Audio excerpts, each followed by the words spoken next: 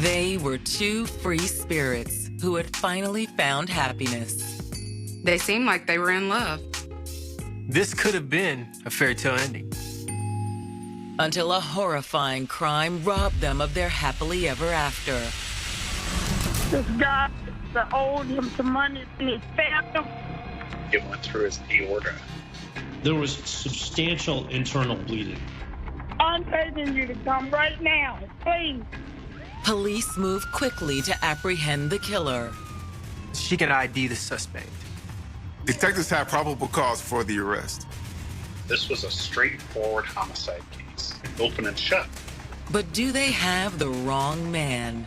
She was concerned she had ratted him out. Your story's not adding up. Everything was becoming a red flag. As the investigation unfolds, there will be a new twist around every turn. The magnitude of the dishonesty in this case was truly astounding. What started out so simple became a web of lies. I'm like, what the hell happened? January 2nd, 2017. It's the day after New Year's in Des Moines, Iowa, a modest Midwestern city of 200,000. It's a great place to live. You know, you have the conveniences of a large city, but it really does still feel like a small community. You can still get to know your neighbors, walk around at night, and not have to worry about crime. But no city is entirely safe. At 2:30 that afternoon, a Des Moines emergency operator receives an urgent 911 call. The woman making the call reported that her live-in boyfriend had been stabbed and she needed an ambulance. And he was arguing with his, I don't even know the guy, and stabbed him. Sorry. Okay, where's the person that stabbed him at? He's gone. The victim is 55-year-old Andre Brown. Is he breathing? He's not doing anything. He's like, it's blood all over him. The frantic woman on the phone is 52-year-old Helen Frazier. I'm begging you to come right now, please. The emergency dispatcher contacts first responders. Both police officers and an ambulance is dispatched to the scene. Within minutes, the first officer arrives. She could hear someone in the doorway saying, "In here, I'm in here." Just past the living room, the officer finds Helen kneeling next to Andre. The officer began to ask where the suspect was, and Helen told her that he had ran out the door. So at that point, she just decided to render aid to the victim. But as help arrived, too late. They initiate CPR. The officer noticed that, he's gone. Like, she knew already that he was dead. Chicago native Andre Brown never shied away from adventure. Andre Brown was a veteran. He had been a Marine. He was in Okinawa. He went all over the place. He did a lot of traveling. Andre stayed on the move once he left the service, too. Never liked staying in one place for too long. He would get antsy if he stayed at a job too long. Andre always liked new adventures. And Andre, more than anything, loved the ladies. Andre was a bit of a ladies' man. He never settled down. He would be in relationships, but Andre just did not want to marry anybody. I think he felt like it was going to constrain him. He loved to joke around and make everyone in the room laugh. He just loved to have fun, loved to dance, let him get a couple beers in him. He was on the floor dancing. After years of drifting from job to job, woman to woman, and town to town, Andre eventually settled in Des Moines, Iowa. A lot of people migrate from Chicago to Des Moines. He just felt free in Iowa, Nobody's smothering him. Andre got a job, bought a house, and settled into a quiet life. Andre being a vet, he was able to get the veterans to help him. His most recent job was working at a factory. He was actually promoted to a supervisor position. He found a local bar where he could hang out with friends after work. But there was something missing from his life. He had a girlfriend, and they seemed to be in a good relationship. And then next thing I knew, they were not in a relationship. In October of 2016, Andre seemed to rebound when he began dating 52-year-old Helen Frazier. Like Andre, Helen was originally from Chicago, but had lived in Des Moines for years, raised 3 sons, and had recently become a grandmother. Helen adored her grandson. She loved playing with him, fussing over him. She would go into full grandmother mode whenever she saw him. However, the doting grandmother had also known hard times. Helen didn't have an easy life. She didn't really have stability. She had substance abuse, mainly alcohol. And, just when her life seemed like it was getting better, those demons always crept up to haunt her, and she ended up on the street. In fact, when Helen first met Andre, she was living in a homeless shelter. He told her, well, you come stay with me until you get yourself together. Andre's no-strings-attached offer was a token of sympathy for Helen's situation. He considered her a friend, and he was helping out a friend that was in a bad situation. But it didn't take long before the friendship took a more romantic turn. Helen moves in with Andre, and soon after that, they become more than just friends. They were falling in love with each other. Andre's family was glad that he'd found someone. He said she was cool. He said she was a nice person. She liked to cook, and Andre loved to eat. Helen told them that she was going to do more than keep Andre well fed. She also joked with the family that she was going to keep Andre out of trouble. Helen doted on Andre. She cooked, she cleaned, and they both provided a stability that they had never known before. But as the new year begins, their blossoming romance is shattered by a horrific crime. Please, ma'am, would you come? On the afternoon of January 2nd, Helen calls 911 to report Andre had been stabbed. Come on, you guys! First responders were able to get to the scene relatively quickly. They found Andre on the ground on his back, and they saw Helen there, crying. The officer began to do chest compressions just to get the blood flowing until the medics arrived. Despite her efforts, Andre remains unresponsive. It was clear to her that he was already dead. The first officer is asking, where did the suspect go? Helen tells her immediately that he left. But identifying their suspect won't be a problem. Helen was able to give the police a good physical description. She said he fled the area with the knife. So at this point, the police know that he's somebody they need to get off the streets. At the beginning of 2017, it looked as if Helen Frazier had finally found lasting love and stability with 55-year-old Andre Brown. Helen was really affectionate with Andre around her family. They just seemed to be head over heels in love with each other. They were having a good time, and their relationship was only getting stronger. Now, on January 2nd, less than 48 hours into the new year, a terrible crime has left the couple's happiness in ruins. Andre Brown has been stabbed. Helen calls 911, and police and an ambulance rush to the scene. First responders arrived, and they initiated first aid. Andre had essentially one injury, and it was a 6-inch deep stab wound to his right upper chest. Path of the knife cut through a lung, cut through his aorta, and Andre suffered a substantial amount of internal bleeding. Unable to revive the victim at the scene, EMTs transport him to the nearest emergency room. They brought him to the hospital, where he was pronounced dead.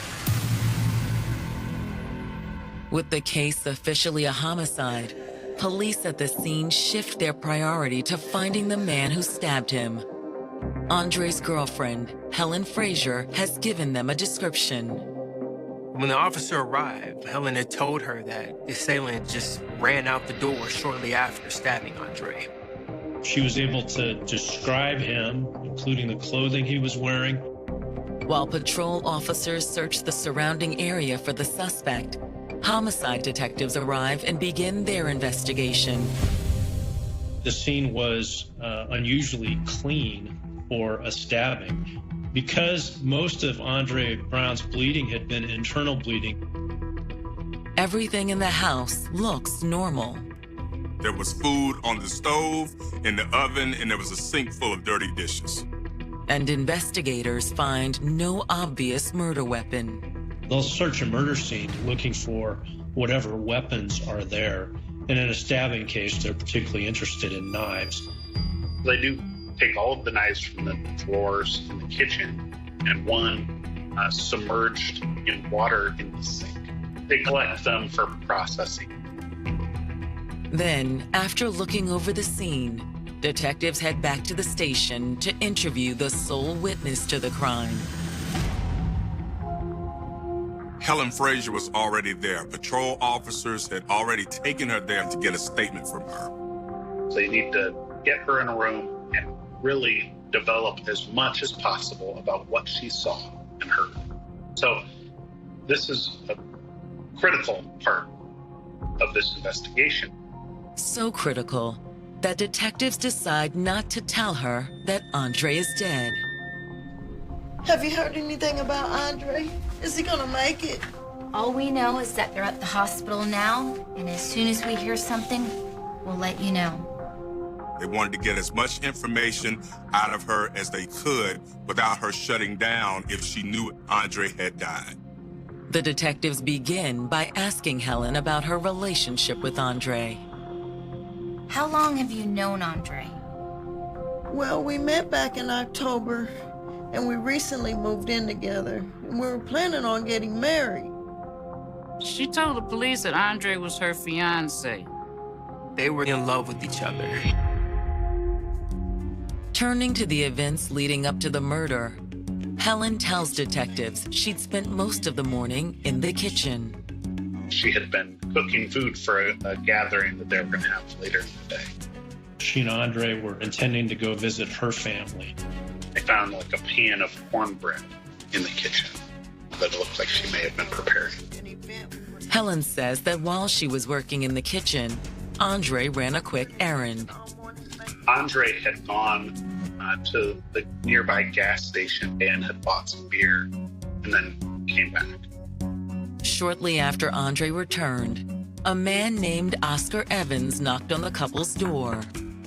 Oscar was a homeless man who was in his 70s. Oscar Evans was supposedly a friend of Andre's.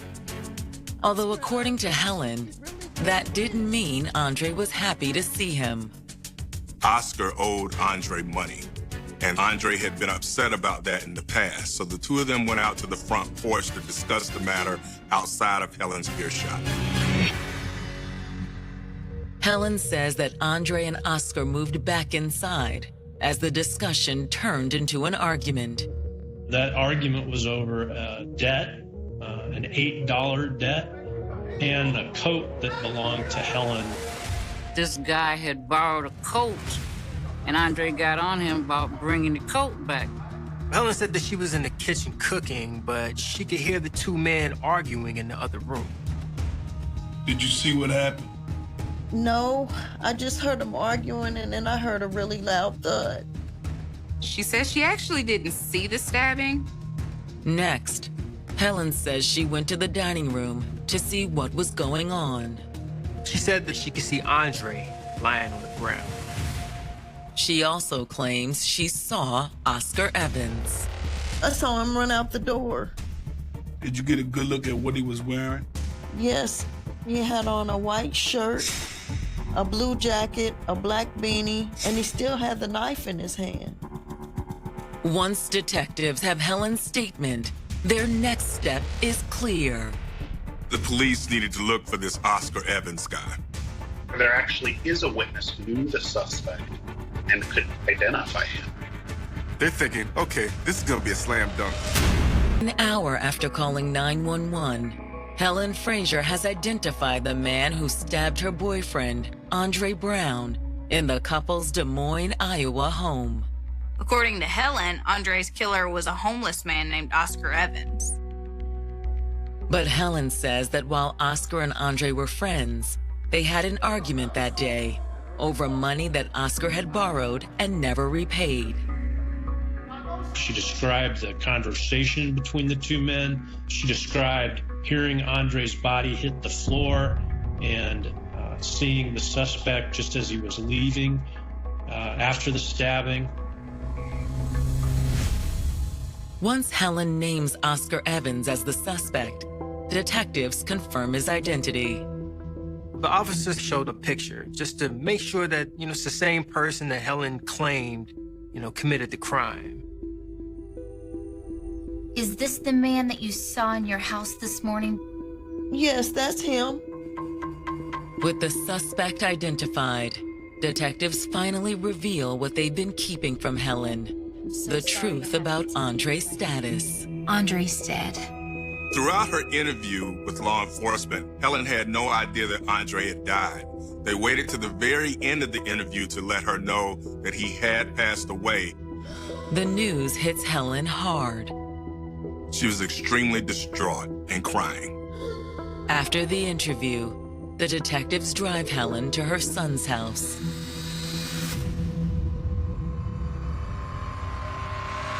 Helen clearly could not go back home because her house at that point was an active crime scene. After dropping Helen off, detectives reach out to Andre's family with news of his death. My brother, my twin, came and knocked on my door, screaming, Andre is dead. I'm like, are you sure? He was like, some dude came by the house and killed Andre.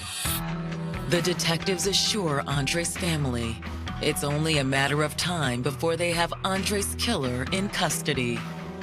When she identified Oscar as a suspect, police put out an APB to inform all their officers that they needed to find this man. However, tracking Oscar down isn't easy. Oscar was homeless, so even when they were able to ascertain past addresses, they were still having a difficult time being able to locate him. Detectives comb the city looking for their suspect. It took about 24 hours, but they found him at a nearby soup kitchen.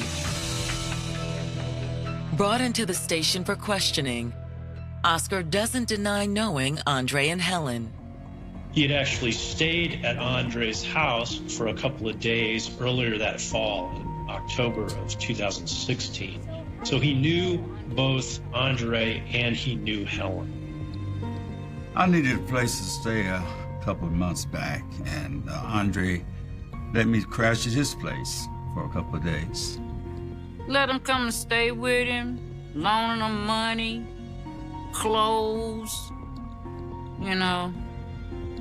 That was Andre. If he had it and you needed it, he'd give it to you. Oscar admits that he had borrowed money from Andre. Oscar told the police that he and Andre would lend each other money from time to time, and neither thought much of it. What's this all about? It was only a couple of dollars. When detectives tell Oscar that they're investigating Andre's murder, he appears shocked by the news. What? Oscar actually seemed surprised that Andre had died. He had not heard that information. Oscar appears even more confused when detectives tell him a witness has identified him as Andre's killer. No way, I would never hurt Andre. He denied that he was the person who stabbed Andre. Oscar also denies even being at Andre's house the day he was killed, claiming he spent the whole day at a local motel. He got a check at the end of the month and was able to stay at a motel for a few days. The only time he had left that day was either to go to a grocery store or a convenience store that was adjacent to where he was residing. Can anybody verify? When detectives ask if there's anyone who can verify his whereabouts at the time of the murder, Oscar suddenly comes up short. I was alone. I swear I did not kill Andre. He stayed in that motel room by himself, so he really didn't have any alibi witnesses that could corroborate where he was. The lack of an alibi isn't the only reason detectives doubt Oscar's story. The police did notice that the clothing that Oscar was wearing was very similar to the clothing that Helen had described. Despite the suspect's denials, we had an eyewitness that saw that he was responsible for the death of Andre Brown. At this point, the police consulted with the local district attorney's office and they decided to charge Oscar Evans with first-degree murder. The detectives have made an arrest, but their investigation is just beginning. Some might assume that once Oscar's arrested, the work is done, but that's far from true. Is this case closed, or will new evidence turn the investigation upside down? What initially appeared to be a clear-cut case, it was not clear-cut at all. All of a sudden, detectives have had this wrench thrown at them, and they're wondering what's going on here. Less than 48 hours after the murder of Andre Brown, detectives have a suspect in custody, 73-year-old Oscar Evans. The case looked very strong, given an eyewitness naming a suspect. Andre's girlfriend, 52-year-old Helen Frazier, made the identification. The entire basis for Oscar Evans being charged with murder was Helen's very detailed and consistent testimony. However, even though an arrest has been made, the detectives' work is far from over. It's at that point that law enforcement must go forth and find evidence that would corroborate the detailed account that Helen had provided to them. Detectives begin by going door to door in Andre and Helen's neighborhood. They went to nearby businesses to look for security footage that would show the suspect in the area heading toward Andre's house. Oscar didn't have a car, so he walked everywhere. But the canvas comes up empty. None of the neighbors detectives talked to recalled seeing Oscar in the area that afternoon. Detectives also strike out with the security video. When they obtained that security footage, there was no sign of this suspect going to or from Andre's house. The detectives could not find any evidence that would connect Oscar to the scene of the murder. Is it possible Helen made a mistake when she identified Oscar as the killer? According to her statement, she was in the kitchen the entire time leading up to the murder. If Helen had witnessed the crime, why was there no other evidence of Oscar being there? It's clear to detectives they need to speak to Helen again because they found no evidence that could corroborate the story that she gave them on the day of the crime. Hoping they missed something the first time, detectives bring Helen in for a second statement. They confronted her with the fact that security cameras didn't show the suspect coming or going to the house. She totally changes her story at that point. Helen, we need you to tell us what really happened the day that Andre was stabbed. I know, I'm sorry. It wasn't Oscar that came to the house that day. She admitted that he had nothing to do with it. Helen then pointed the finger of blame at Duke Hines. It was Duke. According to Helen, it was Duke Hines, not Oscar Evans, who'd come to the house that afternoon. So story number 2 from Helen was that Andre had returned home with this second suspect. She claimed that Andre and the second suspect had gone upstairs to smoke crack cocaine. She knew that, she said, because she could smell it. Once again, Helen says that an argument ensued. She's now saying that wasn't this disagreement over the $8. it was now some sort of drug deal. They came to the house together, Andre and Duke. They went upstairs, and the next thing I know is I hear Duke accusing Andre of stealing from him. Helen says that she could hear the two men shouting upstairs. But this time, Helen says it was Andre who escalated the situation. Andre then went down to the kitchen and armed himself with a knife. He wasn't gonna hurt Duke. He was just trying to scare him to get him to leave. According to Helen, when Andre confronted Duke, his plan went horribly wrong. Duke took the knife from Andre and stabbed him. The two men struggle, and according to Helen, suspect number 2 quickly disarms Andre, stabs him, throws the knife in the sink, and leaves the house. That's the first time that we hear that this knife that was found in the sink was the murder weapon. Horrified that they've arrested the wrong man, detectives ask Helen why she'd tried to pin the murder on Oscar. I was afraid of what Duke might do to me if I told you all the truth. Helen was desperate. She was really nervous about what would happen if Duke found out she was talking to the police. But she had to tell them something, so she blamed Andre's death on Oscar Evans. She explained that he had been disrespectful toward her in the past and had, in fact, she claimed, stolen a coat from her, so she was trying to get back at him. She now says she's sorry she did it. He was sitting in jail at the time she was speaking those words.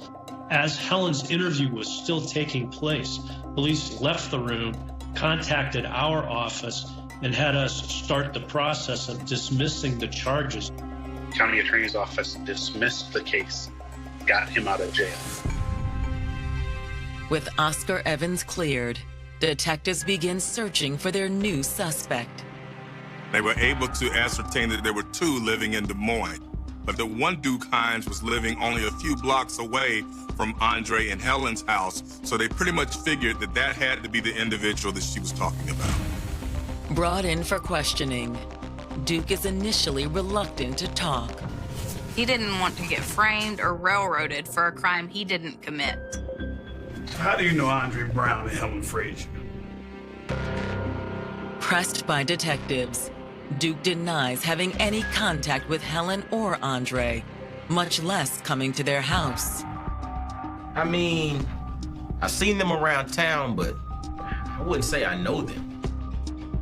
Duke claims to know even less about Andre's murder.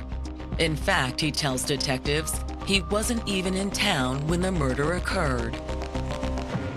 Where were you the afternoon of January 2nd? I drive a truck. I was out of town that day.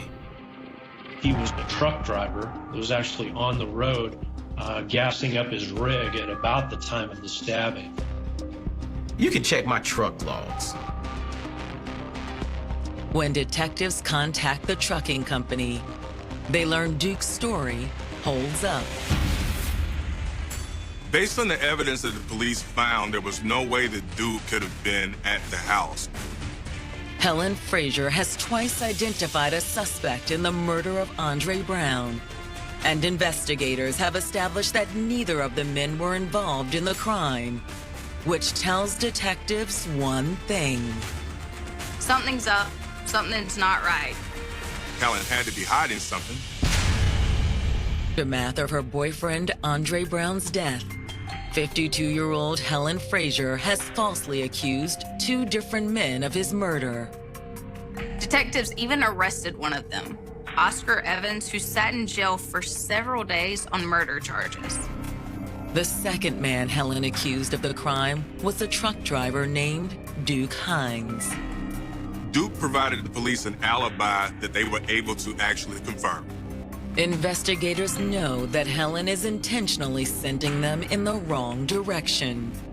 They're dealing with someone who's lying to them at every turn. Despite that, detectives have little choice but to go back to her. They brought Helen in for a 3rd interview. In interview number 3, Helen changes her story dramatically again. The real murderer, according to her, was this guy named Mark Keegan, a drug dealer in Chicago. I'm just so scared. Now the story was that Andre Brown was a drug dealer and had received drugs from Keegan, sold them and used some of them, but didn't have enough money to pay Mark Keegan back. So Keegan stabbed him. Helen says she was afraid that if Mark found out she'd told police the truth, he'd kill her too. She doesn't want Mark Keegan to be upset with her because she's scared of him. But now she's ready to cooperate. She gives us a specific address in Chicago. The details are impressive, but not convincing. Detectives are more than a little suspicious of Helen's new story. You know we're gonna have to verify that information. Yes, of course. And if we find out that you're lying again, we're coming right back to you. At this point, the police don't believe the word that she's saying, but they have to follow up on it. Detectives spend the next few days attempting to locate Mark Keegan, but are unable to find anyone by that name. Helen had tried to pin the murder on 3 different people, all of whom police had eventually ruled out as suspects. Now investigators have a 4th suspect. They had been suspicious of her prior to this interview, but after this interview, police start to investigate Helen. Digging through records of police calls, detectives make an alarming discovery about her relationship with Andre.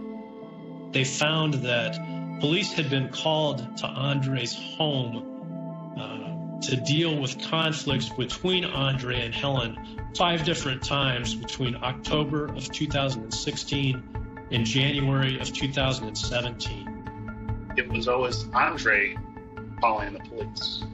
It was never once Helen Frazier calling and saying she needed help. The last call came on December 10th, 2016, not quite a month before Andre was murdered.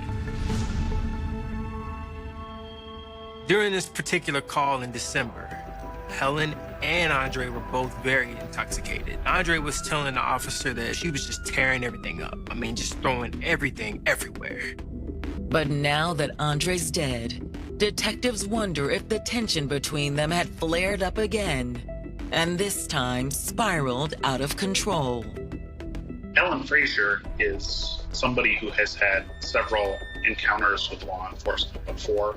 He's had several convictions. She had not only a criminal history, but a pretty astoundingly violent criminal history. She had some 6 prior assault convictions. But there's no history of Helen ever trying to hurt Andre. In previous calls where police came out to the house, Andre never made mention of Helen assaulting him. Hoping to learn more, detectives reach out to the man Helen originally accused of killing Andre, his friend, Oscar Evans, who's more than willing to point the finger back at Helen.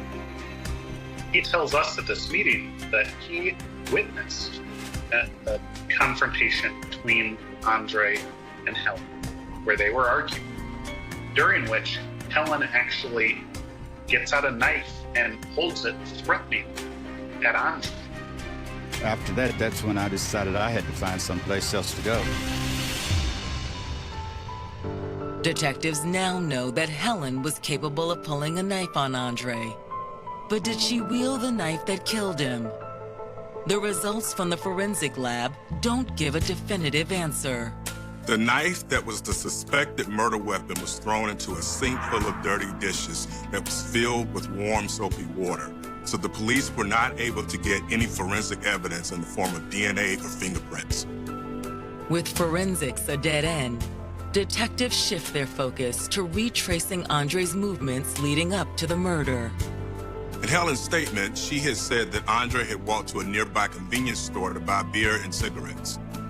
Which means the clerk was probably one of the last people Andre spoke to before he died. Detectives locate the convenience store clerk and ask him for a statement. Do you remember who was working at the gas station on January 2nd? Yeah, that was me. Do you remember seeing this man?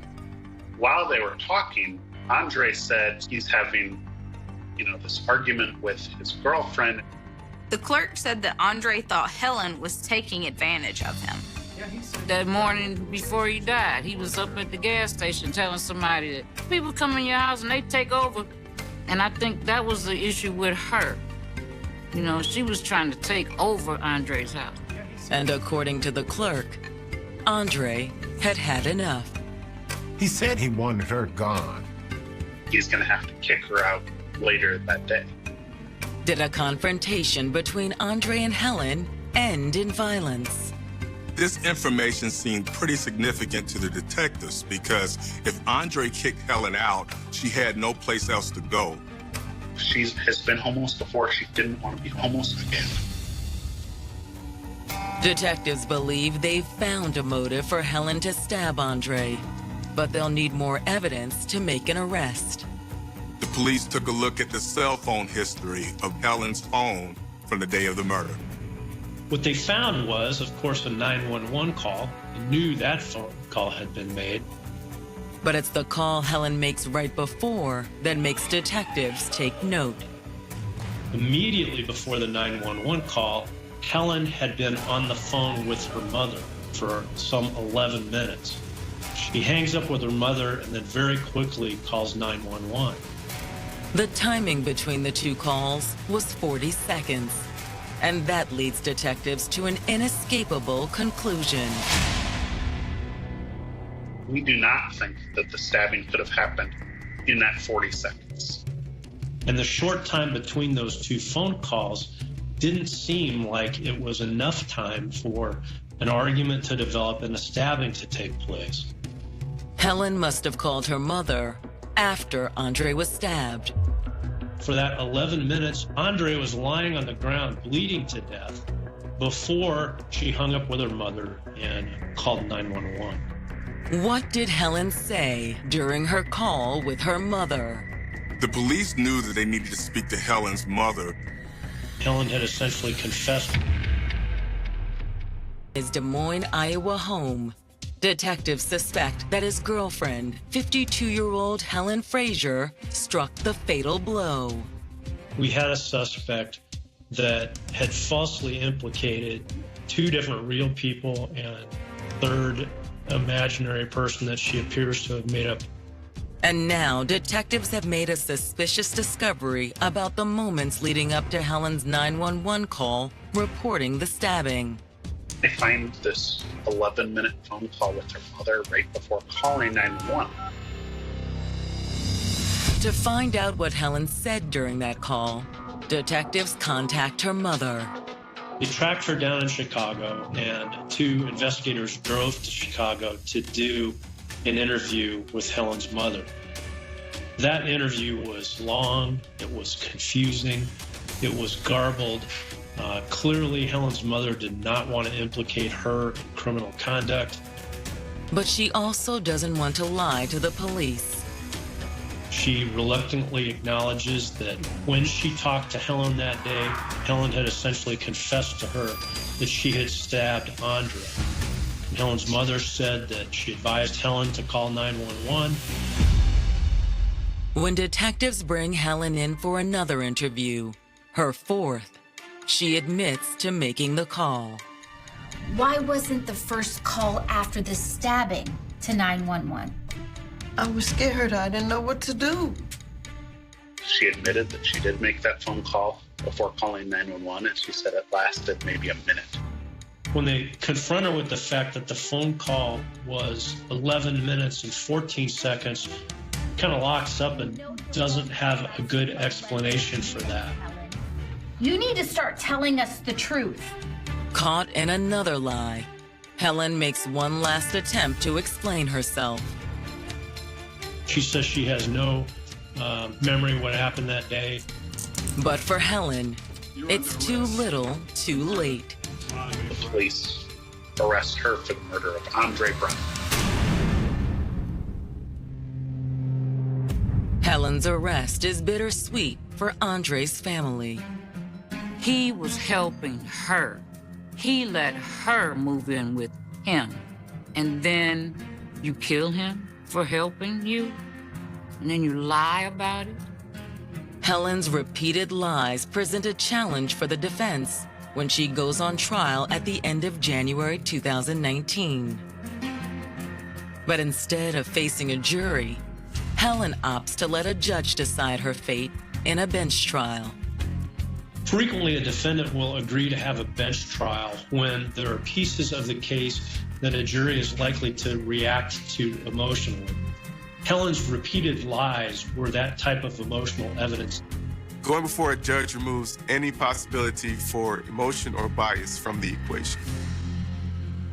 Prosecutors open their case by focusing on Helen's emotions on the afternoon of the murder.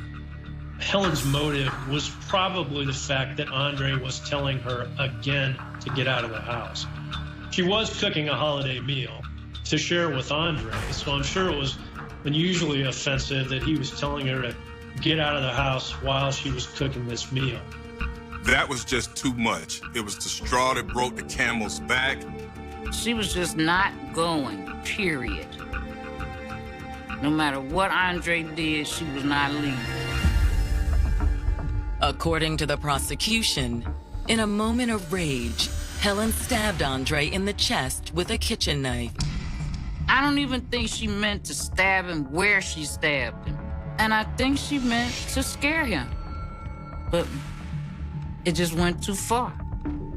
However, the prosecution argues that once Helen stabbed Andre, instead of trying to save him, she called her mother. The phone call to her mother after the stabbing was inflicted was a critical piece of evidence to show intent and malice. She let Andre lay on the floor, bleeding for 11 minutes and 14 seconds before she called 911. And she didn't make the call until she had her first false accusation ready. It was a woman who not only ended the life of her boyfriend, she immediately turned around and pointed the finger at somebody else who she knew to be totally innocent. This guy that owed him some money or something, he stabbed him. When it's the defense's turn, Helen takes the stand and tells yet another story, this time claiming she acted in self-defense. We had nothing other than Helen's testimony to substantiate a claim of self-defense. And by that time, Helen had been so wildly inconsistent that her testimony just wasn't worth very much. The presiding judge agrees, and on February 15th, 2019, delivers a verdict. The judge issued a written ruling finding Helen guilty of murder in the second degree. She was sentenced to 50 years, but at least 35 years before she'll be eligible for parole. Although for Andre's family, no amount of prison time will make up for what Helen took from them. The thing about homicide cases... The rain over the state line didn't wash away the blood. It just diluted it, spreading a dull crimson stain across the cracked asphalt of Route 9, where the tire marks ended and the abyss began. It was October 12th, 1988, a Wednesday that smelled of ozone, cheap diesel, and fear, a night when the local radio station was playing slow jazz that cut out every time the lightning struck the transmitter on the hill. 19-year-old high school track star Marcus Vance walked out of a roadside diner with a cardboard tray containing 2 black coffees and a slice of cherry pie, his varsity jacket damp under the collar, his keys jingling in a rhythm that would be silenced forever within 40 seconds. He never reached his car. The tray was found upside down in the gravel, the coffee long absorbed by the dry earth, the pie crushed beneath a heavy boot print that the responding deputies didn't bother to plaster cast because they thought it belonged to a trucker who had stopped to use the payphone. That single oversight didn't just stall an investigation.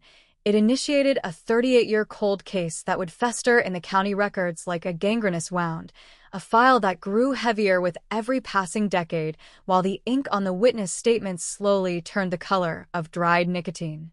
The air in the archive basement today feels identical to that night, heavy with the weight of things that refuse to rot, things that stay sharp and dangerous long after the people who left them behind have transitioned into the cemetery registry.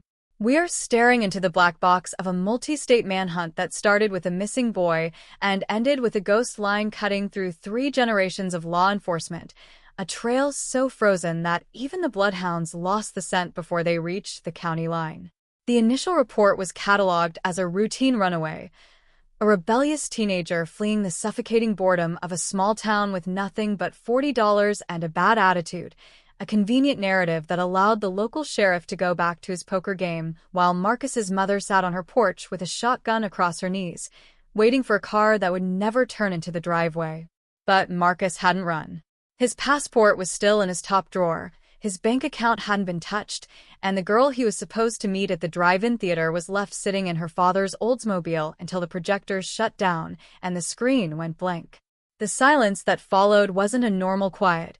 It was a pressurized, toxic void that sucked the oxygen out of the community, transforming every local businessman into a potential monster and every dense patch of pine trees along the highway into a suspected burial ground.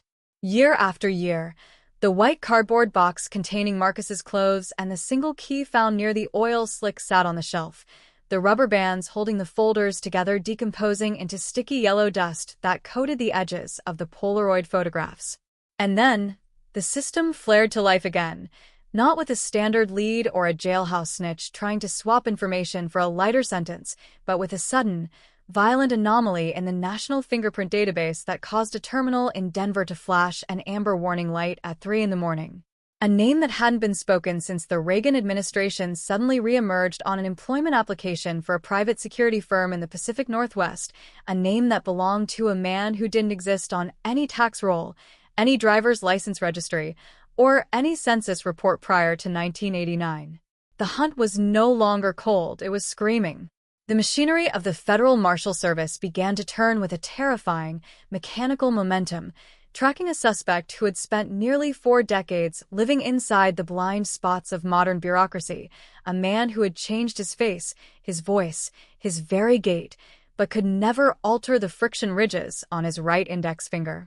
The ground beneath the investigation is trembling now, the rhythm of the chase accelerating from a slow, historical crawl into a breathless, high-stakes dragnet across 3 time zones. We're looking at a predator who understood that the best way to avoid a manhunt is to become the terrain itself, to blend into the gray background of rural America so completely that the people who lived next door to him for 20 years never realized they were sharing a property line with the primary suspect in a capital murder case. The tracking dogs didn't bark when they crossed the perimeter fence of the logging camp outside of Aberdeen. They just lowered their heads and pulled against the leather leads with a desperate, guttural urgency that told the tactical teams the target was close enough to smell. The date on the operations board was June 17, 2026, and the morning mist off the Pacific was so thick it turned the high-visibility vests into dull, floating orange shapes in the timber. For 38 years, this man, this ghost from 1988, had been using the name Thomas Miller, a quiet, nondescript winch operator who kept his boots greased, paid his rent in cash, and never looked a man directly in the eyes if there was a camera within 100 yards. The file on his desk in the Marshal's field office was a monument to evasion, 6 different Social Security numbers that belonged to infants who died in the winter of 1969, a trail of abandoned trucks left in long-term parking lots from Billings to Spokane, and a collection of cash-only rental agreements that always ended 3 days before the local sheriff's department conducted their annual compliance checks. He had survived by anticipating the rhythm of the law, by knowing exactly when a cold case transitions from an active inquiry into a historical footnote that nobody looks at unless a reporter starts digging into the archives for an anniversary feature. But he hadn't accounted for the digital cross-referencing systems of 2026, the algorithmic dragnet that doesn't care about time, distance, or the fact that the original detectives on the case have been buried in the Oak Haven Cemetery for over a decade. The tactical team moved through the high ferns with a silent, synchronized precision that comes from chasing men who have nothing left to lose but their breath. They knew that if he bolted into the deep timber of the Olympic Peninsula, the chase could stretch from hours into weeks, turning a controlled arrest into a survivalist nightmare in the high country where the radio signals die and the mud can swallow a human body in less than 10 minutes. The shack at the end of the dirt track was old cedar, grayed by the salt air and the constant rain, its single window covered by a dark, heavy blanket that blocked out the morning light and kept the interior in a perpetual state of amber gloom. Through the thermal imaging scopes, the operators could see the white-hot signature of a man sitting at a table, his head down, his arms motionless, a silhouette that looked less like a fugitive and more like a statue carved out of old bone and regret. There was no negotiation, no bullhorn announcement that would give him time to reach for the Remington 12 gauge that every logger kept behind the door. The flashbangs shattered the glass before the echoes of the door breaching had even cleared the clearing, a double tap of concussive force that brought the ceiling dust down like a miniature blizzard over the breakfast dishes. When the smoke cleared, Thomas Miller, or rather, the man who had left Marcus Vance to rot in the mud of 1988, was on his stomach, his wrists bound by heavy zip ties that cut into his sun-leathered skin, his mouth pressing into the dirt as he made a sound that wasn't a cry or a protest, but a long, low whistle of relief. The manhunt that had spanned 2 centuries and consumed the careers of 4 separate police chiefs was over in 9 seconds, leaving behind a quiet shack, an old man with dirt in his hair, and a sudden, violent realization that the past is never truly behind us. It's just waiting for the fog to clear so it can show us the teeth it's been sharpening in the dark.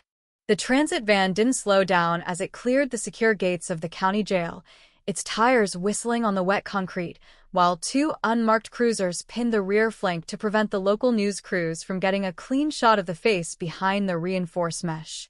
Inside the holding cell, the air smelled of floor wax, pine oil, and the high-voltage hum of the camera that was recording every blink, every breath, and every twitch of the suspect's fingers.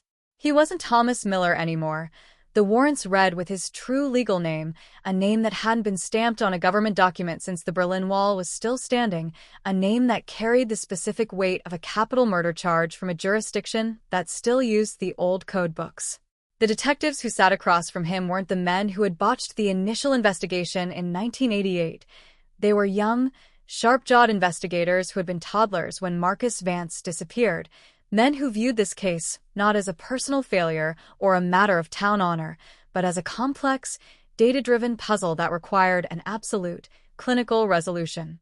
They laid the photographs on the table one by one, not the modern high-definition digital prints from the capture site, but the original, grainy 35mm glossies that had been preserved in acid-free sleeves inside the vault. The diner with its neon sign buzzing through the rain, the crushed paper cup, the dark interior of the trunk of a 1979 Ford Thunderbird that had been recovered from a scrap yard in Council Bluffs 3 years after the murder.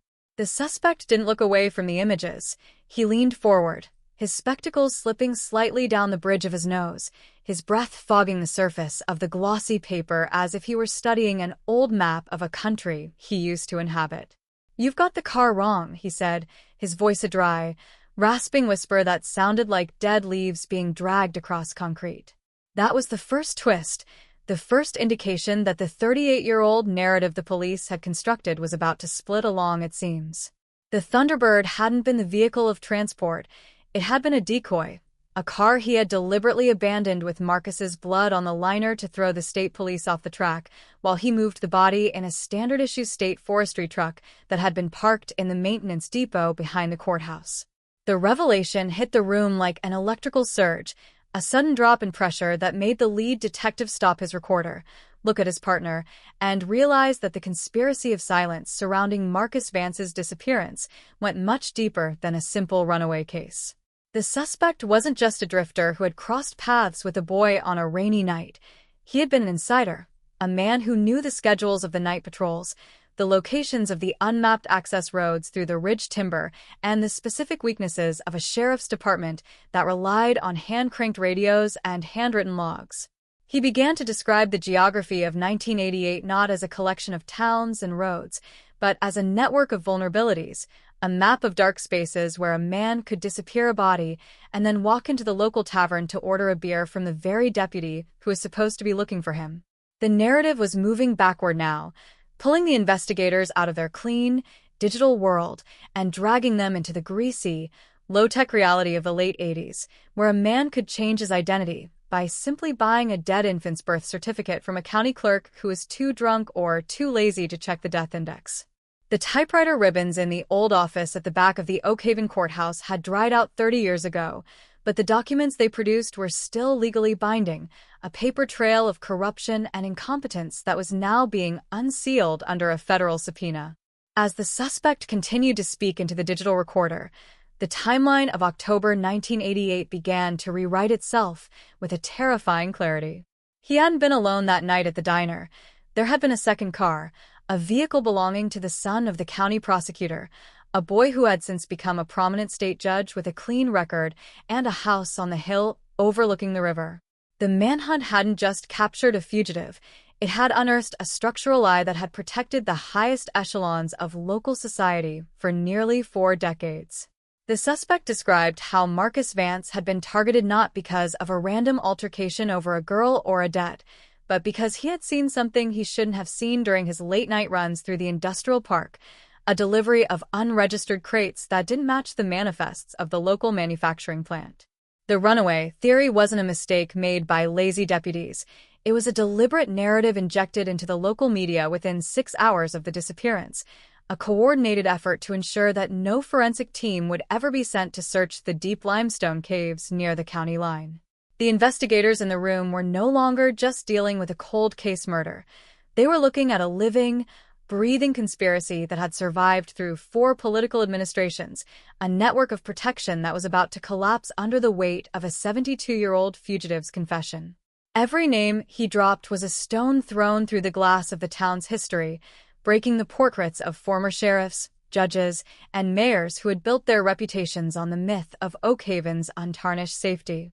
The air in the interrogation room grew colder as the suspect detailed the exact logistics of the disposal, the way they had used the state-issue limestone trucks to fill the old quarry shaft before the concrete pourers arrived the following morning. The body of Marcus Vance wasn't in the woods. It was beneath 8 feet of reinforced steel and high-grade aggregate that formed the foundation of the very highway the local police used every day to patrol the county. The irony was a physical weight in the room, a sickening realization that for 38 years, every search party, every memorial walk, and every police cruiser had driven directly over the top of the evidence they were looking for. The suspect laughed then, a dry, rattling cough that ended in a string of gray spit against the metal table, his eyes reflecting the harsh white light of the room with a cold, triumphant malice that showed he didn't care about the prison sentence or the judgment of the town. He just wanted to see the look on their faces when the highway started coming apart. The pneumatic drills didn't begin their work until midnight, their high-pitched scream muffled by the heavy acoustic blankets the Department of Transportation had hung from the overpass to keep the sound from waking the subdivisions that line the eastern edge of Route 9. The section of highway had been closed under the guise of an emergency culvert repair, a strategic lie designed to keep the national media from realizing that the state police were currently excavating their own infrastructure to recover the bones of a boy who vanished before the internet was invented. The spotlights cast long, dancing shadows across the asphalt as the diamond-tipped blades cut into the surface, producing a fine, white slurry that looked like milk as it mixed with the heavy rain that had started to fall again, exactly like the night of October 12, 1988. The lead forensic anthropologist stood at the edge of the pit with her hands deep in her pockets, her face illuminated by the amber strobes of the construction trucks as she watched the backhoe peel away the layers of aggregate that had kept the secret safe for 38 years. Each layer was a decade of history removed. The modern rubberized asphalt of the 2010s, the coarse stone matrix of the late 90s, and finally, the dark, dense oil and chip layer that had been laid down when George H.W. Bush was running for president. Beneath that final layer, the ground changed. It became a gray, compacted mix of industrial waste and limestone dust that had hardened into something resembling low-grade porcelain, a barrier that required hand chisels and pneumatic hammers to pierce without shattering whatever lay frozen beneath it. The work was slow, agonizingly slow, a rhythm of inches and ounces that turned the construction site into an archaeological dig where every fragment of plastic, every rusted nail, and every discoloration in the clay was documented, tagged, and entered into the digital manifest.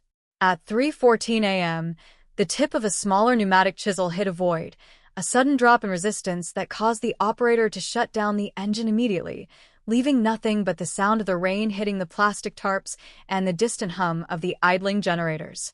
The anthropologist dropped to her knees in the mud, her headlamp cutting through the steam rising from the concrete pit as she used a small horsehair brush to clear away the gray slurry from a small, curved object that didn't belong in a highway subbase. It was a metal buckle, a rusted, brass-plated rectangular slide that still held a fragment of blue nylon webbing, the remains of the track team gym bag that Marcus Vance had been carrying when he walked out of the diner 38 years ago. The silence that fell over the work crew was total. Even the diesel drivers shut down their rigs, leaving the pit in a state of absolute, reverent quiet as the past finally broke through the floor of the present, demanding to be seen, demanding to be counted, and demanding to be cleared from the ledger of forgotten things. The state judge's house on the hill didn't have any lights on when the 4 black Suburbans turned into the long, winding brick driveway at dawn, their headlights extinguished to keep the operation from triggering the security cameras before the entry teams had secured the perimeter. The judge, the boy from the second car in 1988, was sitting in his study with a glass of scotch that hadn't been touched since midnight, his television tuned to a local news station that was broadcasting a live split-screen feed from the Route 9 excavation site. He knew the moment the chisel hit the void. He had known the moment the marshals crossed the state line 3 days ago, a lifetime of legal strategy and political influence collapsing into a single, unalterable certainty that his name was on the warrant inside the pocket of the man walking up his front steps. The knock on the door wasn't loud. It was a rhythmic, authoritative thump that sounded like a clock ticking its final seconds in an empty room, a sound that made the ice cubes in his glass rattle against the crystal. When he opened the door, he didn't look at the marshal's badges. He looked past them at the gray sky over the valley, where the mist was starting to lift from the river, revealing the long, straight line of the highway where the spotlights were finally being turned off one by one. The arrest of a sitting state judge on charges of accessory to capital murder and conspiracy to obstruct justice was a Chandong Tsongdong that the local political machine couldn't absorb. It was a structural failure that threatened to invalidate 20 years of judicial decisions and throw the county court system into a state of permanent chaos. As he was led down the steps in handcuffs, his silk tie fluttering in the morning breeze, the neighbors began to appear on their manicured lawns, their faces frozen in a mix of disbelief, horror, and a creeping, uncomfortable realization that the men who write the laws are often the ones who know exactly how to bury the bodies. The manhunt hadn't just caught a fugitive in the woods of Washington. It had initiated a cascade of arrests that was dismantling the very foundation of the town's ruling class, turning the Oak Haven cold case into a national symbol of how institutional corruption can sustain a lie until the technology of a future generation renders their secrets obsolete. The suspect in the county jail had kept his word. He had given them the names, the dates, and the locations, not out of a desire for redemption, but out of a pure, nihilistic pleasure in watching the world he had fled in 1988 burn down around the people who had stayed behind to enjoy the profits of his silence. The file box on Marcus Vance's desk in the state archives is empty now, its contents distributed across 3 separate federal indictments and a dozen forensic trays inside the medical examiner's laboratory in the Capitol. The bones that had been recovered from beneath Route 9 were clean, grayed by the limestone chemistry, but structurally intact, showing the distinct paramotum fractures to the skull that matched the heavy tire iron found in the suspect's original locker behind the state forestry depot. The investigation had become a masterclass in the reconstruction of lost time, a process that required the authorities to build a bridge between the analog mistakes of the past and the digital certainties of the present. They found that the suspect's trail hadn't been entirely invisible. There had been signs all along, small, unregistered bank accounts in Idaho, a string of traffic citations under different names that shared the same social security sequence, and a collection of letters sent to a post office box in Oak Haven that had been checked every 3 months by a woman who died in a nursing home in 2014. The system had simply chosen not to look, to treat the anomalies as noise rather than signals, because looking too closely meant breaking the illusion of peace that kept the county's real estate values high and its political campaigns funded. The lead prosecutor stood before the press gallery at noon, his background flanked by the original black and white posters of Marcus in his track uniform, the boy's eyes staring out at the cameras with a bright, eternal innocence that made the red ties and dark suits of the politicians look like a form of mourning dress. This wasn't a cold case that went bad because of time, the prosecutor said, his voice cutting through the clicking of the shutters like a razor through silk. This was a case that was kept cold by design, a crime that required the active participation of the law to remain a mystery until the earth itself refused to hold the secret any longer. The manhunt was technically over. The primary suspect was in a maximum security cell awaiting a trial he would likely not survive to finish, and the judge was being held without bail in a federal facility 3 counties away, but the atmosphere in Oak Haven remained thick with the smoke of an ongoing explosion. The town was being forced to reinvent itself, to look at its streets, its buildings, and its history through a lens that was no longer tinted by the nostalgia of the late 80s, but was instead sharpened by the cold, unforgiving reality of a forensic report. The church bells in the center of town didn't ring on Sunday morning. The pastor had canceled the service after someone spray-painted the words, "Where is Marcus?" across the white oak doors of the sanctuary, a direct reference to the deacon's seat that had been occupied by Arthur Vane's co-conspirator for over 35 years. The community was no longer a whole thing.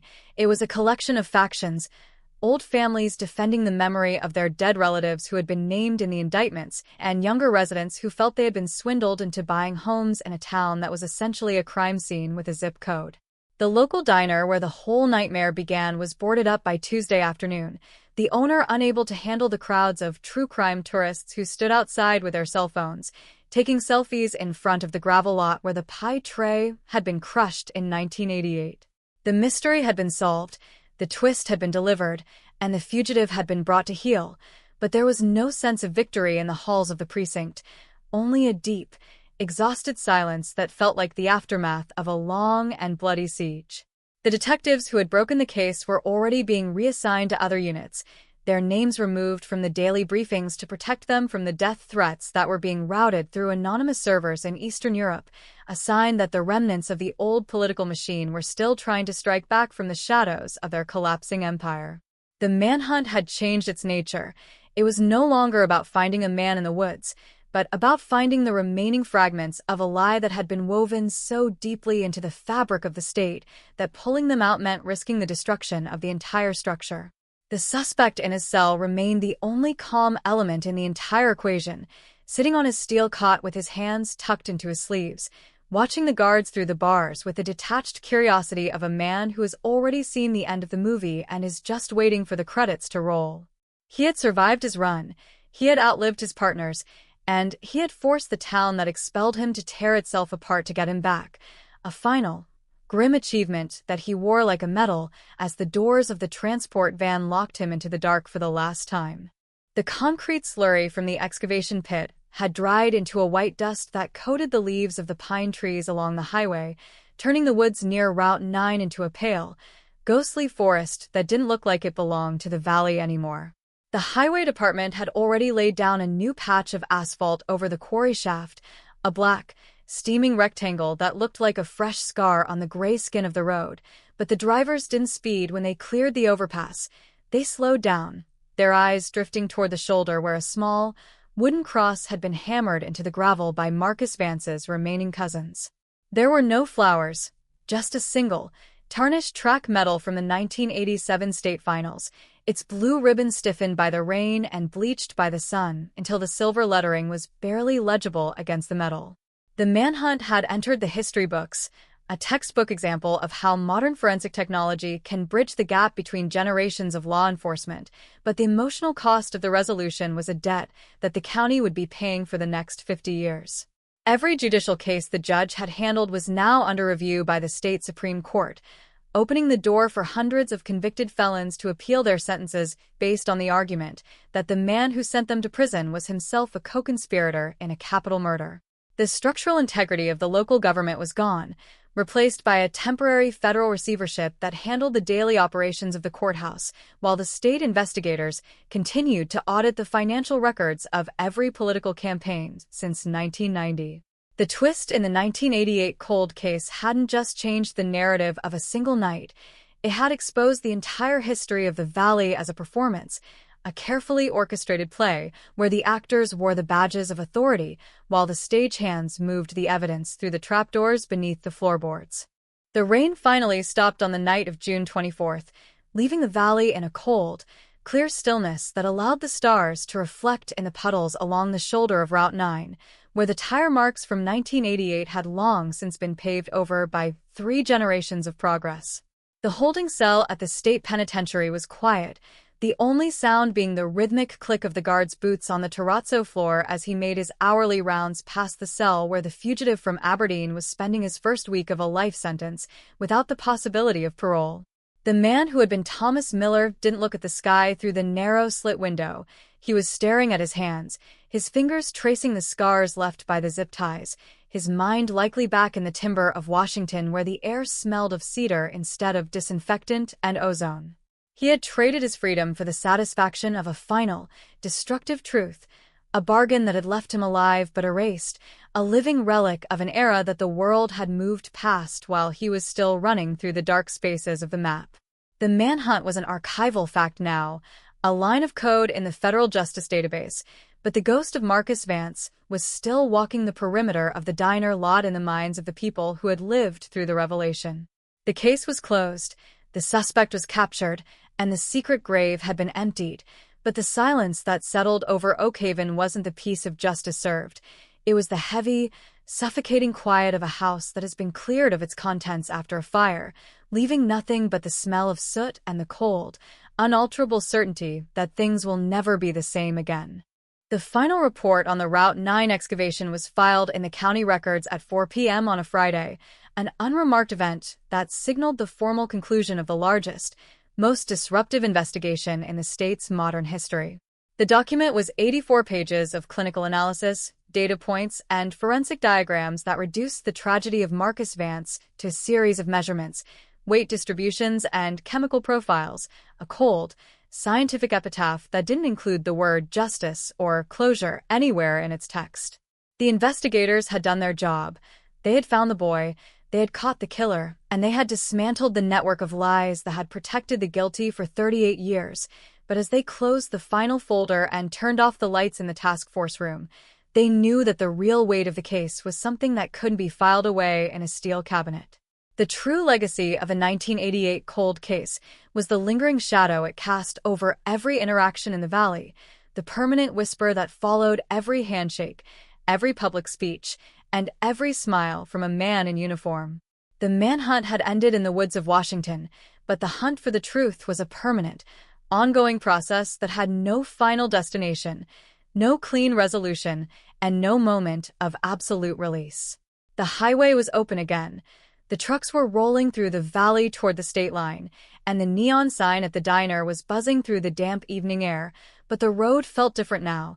It felt like a bridge over an ocean of secrets, a thin layer of black asphalt holding back the dark waters of a past that is always waiting, always watching, and always ready to break through the floor of our lives when we least expect it. The transition from a frozen file to an active, blood-pulp dragnet doesn't happen with a dramatic courtroom confession or a sudden burst of conscience from a deathbed informant. It happens in the dead of winter, under the sterile blue hum of a server farm in Clarksburg, West Virginia, where 5 billion rows of historical data are constantly being scrubbed by algorithms that do not sleep, do not feel empathy, and do not forget. For 38 years, the files stamped Vance, Marcus, missing person, October 12th, 1988 had been nothing more than 3 inches of degrading wood pulp, smelling of damp basement and oxidized adhesive, resting in a cardboard box at the bottom of a steel rack in the county archives. The names within it were fading, the Polaroid colors shifting from high-contrast reality into a sickly, washed-out amber that made the crime scene look like a dream sequence from an old film. But a single, isolated anomaly fractured that decades-old stillness. In the early morning hours of February 24th, 2026, a terminal in the Regional Marshal Service office began to chatter, its screen displaying an automatic flag that matched a fingerprint set taken from a routine cash-in-hand commercial driver's license application in northern Idaho against a latent print lifted from the interior passenger window of a 1979 Ford Thunderbird that had been dragged out of a drainage canal in 1991. The print didn't belong to a victim. It didn't belong to any of the long-dead suspects who had been cleared by the initial, superficial inquiries of the late 80s. It belonged to a ghost. It belonged to the primary target of an unmapped, whispered investigation that had been buried so deeply beneath the local bureaucracy that the current sheriff didn't even know the paperwork existed. The name on the new application was Thomas Miller, but the friction ridges on the right index finger were an absolute, mathematical match for a 19-year-old service station mechanic who had walked out of Oak Haven 48 hours after Marcus Vance's varsity jacket was found soaked through with rain and motor oil. The machinery of the modern state does not move with hesitant steps once a code red alert is triggered. Within 6 hours, the case shifted from a historical curiosity into an aggressive, multi-jurisdictional manhunt that began to track a suspect across 3 separate state lines using the digital breadcrumbs he had spent a lifetime trying to avoid leaving behind. Look at the architecture of his flight. For nearly 4 decades, this individual had lived like an invasive plant in the cracks of the American concrete. He understood that if you want to disappear in the modern world, you don't buy a fake passport and fly to a tropical paradise. You stay in the gray, forgotten spaces where people are too tired, too poor, or too indifferent to look you in the eyes. He had worked as a seasonal hand in the beet fields of North Dakota, a night shift boiler tender in a meatpacking plant in Omaha, and a timber feller in the high, rain-choked forests of the Olympic Peninsula. He never owned a cell phone under his true name, he never registered a vehicle, he never applied for credit, and he never stayed in one location long enough for the local postman to memorize the name on his junk mail. He was a master of the mundane, an expert in the art of the invisible life. But the digital dragnet of 2026 is a different beast than the analog networks of 1988. Every time he used a prepaid debit card at an automated fuel pump along Interstate 90, a data point was harvested. Every time his face passed within 30 feet of a high-resolution highway compliance camera, his biometrics were measured, analyzed, and cross-referenced against the juvenile mugshots that had been converted into digital vectors 30 years after he left his home county. The marshals weren't just following a trail, they were constructing a predictive model, using behavioral algorithms to determine exactly where a 72-year-old fugitive with failing knees and a preference for isolated, cash-only logging operations would go when the weather turned cold and the mountain passes began to close with ice. The tension in the operational briefing room at the federal building in Seattle was palpable, a dense, heavy pressure that made the air feel thin. On the wall-mounted monitors, the map of the Pacific Northwest was overlaid with a spiderweb of red vectors, all converging on a single, isolated coordinate set in the dense timber country outside of Aberdeen, Washington. This wasn't a standard law enforcement operation. It was a surgical extraction of a piece of history that had been rotting in the dark for 38 years. The tactical teams were adjusting their body armor in the silence of an underground garage, the metallic clicks of rifle bolts snapping home, echoing off the concrete pillars like miniature gunshots. They knew that men who have spent half their lives running do not surrender to a simple knock on the door. They have escape tunnels, they have weapons hidden beneath the floorboards, and they have an absolute, burning commitment to never see the inside of a concrete cell. The convoy of 4 unmarked black Suburbans moved out of the city before the morning commute began, their tires throwing up long plumes of gray spray against the concrete barriers of the interstate as the rain settled in for the day. This was a direct, unrelenting line from the past to the present, a force of law that had been delayed for half a generation but was now accelerating with an unstoppable, mechanical momentum.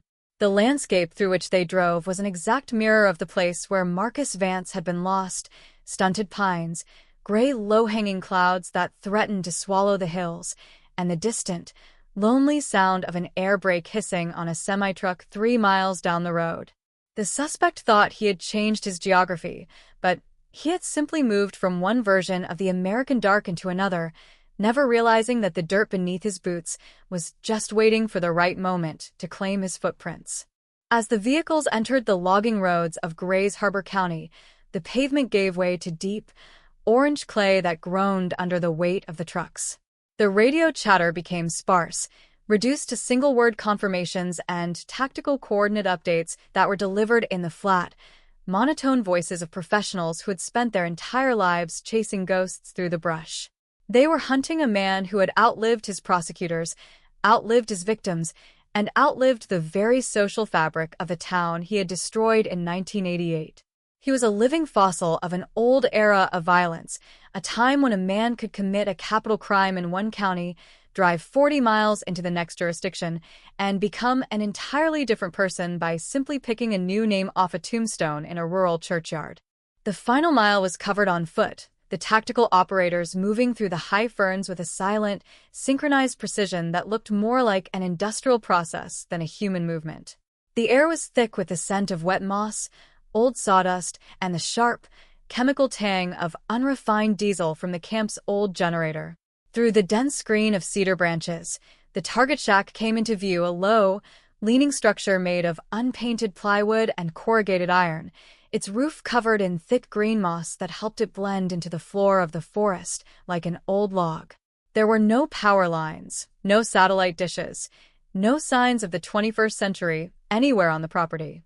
The suspect had built a time machine out of old timber, a little island of 1988 hidden inside the deep woods of the Northwest, where he could sit in the dark and pretend that the world hadn't changed, that the technology hadn't evolved, and that the bones he had left behind were still safely hidden beneath the concrete of Route 9.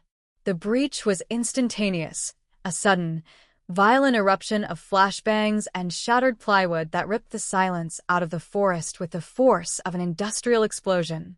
There was no time for a warning, no time for the old man to reach for the rusted lever-action rifle that was mounted to the beam above his bed.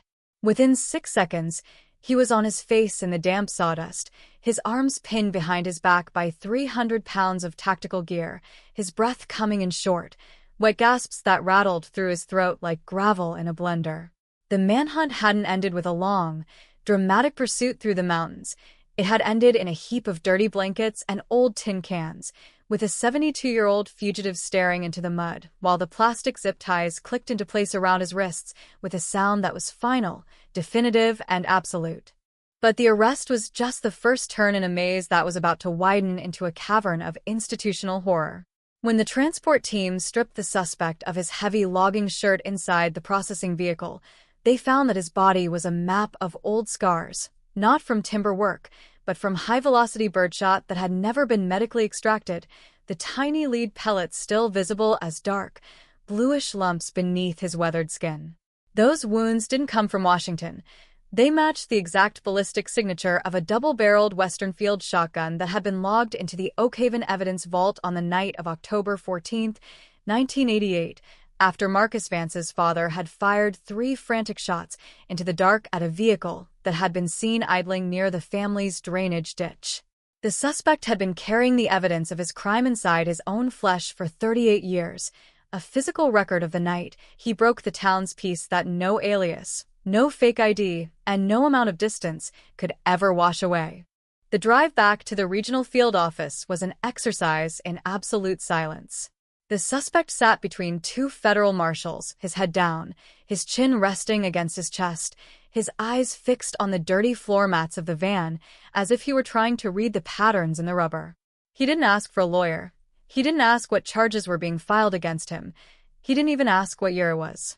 He had the specific, hollow stillness of a man who has been waiting for 38 years for a hand to drop onto his shoulder, a man who had already served a life sentence in the prison of his own constant surveillance. Every time the van slowed for a construction zone or an interstate toll booth, his fingers would twitch in a rhythmic, mechanical pattern, a muscle memory response from an old mechanic who knew that when the engine starts to knock, it's only a matter of miles before the whole system seizes up and leaves you stranded in the dark. When the interrogation room doors clicked shut at the district headquarters, the air changed again, becoming sterile, cold, and charged with the high-voltage hum of the recording equipment that was ready to turn his voice into a legal indictment. The lead investigator didn't begin with a question about Marcus Vance. He simply placed a vintage 1988 high school yearbook on the steel table, its cover stained with water and its corners chewed away by mice from its decades in the archive basement. He turned the pages slowly, the sound of the thick paper scraping against the metal table like a knife blade being honed, until he reached the page with the track team photograph. 20 young men in blue singlets, their arms crossed, their faces full of that clean, dangerous confidence that only belongs to kids who haven't seen a hospital or a cemetery yet. The suspect looked down at the photo, his breathing dropping into a slow, heavy cadence that filled the room like the ticking of an old grandfather clock. His finger, the one with the print that had betrayed him, rose slowly, his skin gray and trembling as he placed it directly over the face of the young judge who currently sat in the circuit court building 300 miles away. He was the one who held the light, the suspect whispered, his voice cracking like dry kindling. He was the one who told me that if the boy didn't stop running, we were all going to end up in the lime pits behind the plant. That single sentence didn't just crack the cold case.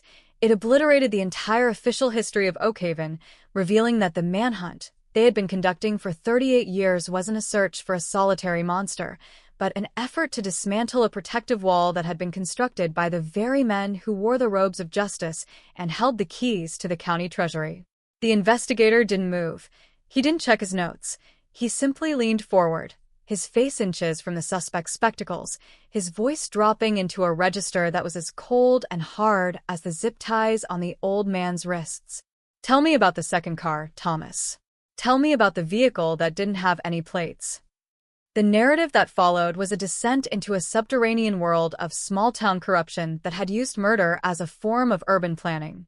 The suspect described how in the autumn of 1988, the county was preparing for a massive industrial expansion, a multi-million-dollar federal grant that depended on the seamless acquisition of the agricultural land along Route 9. Marcus Vance hadn't been killed over a domestic dispute or a casual encounter at a diner.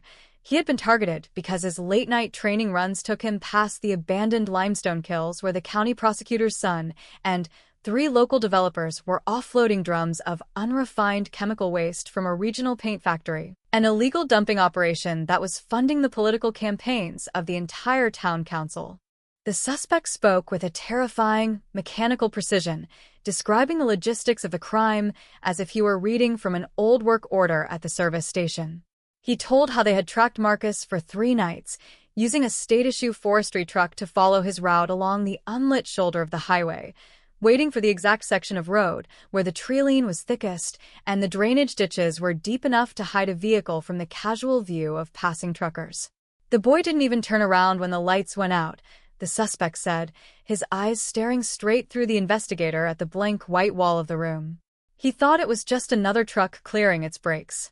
He was running so fast his heart was probably hitting his ribs like a hammer. We didn't use a gun. A gun makes a sound that stays in the trees.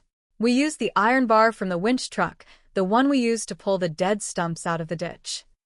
The detail was so specific, so visceral, that it brought the air of 1988 back into the room with the force of a physical presence.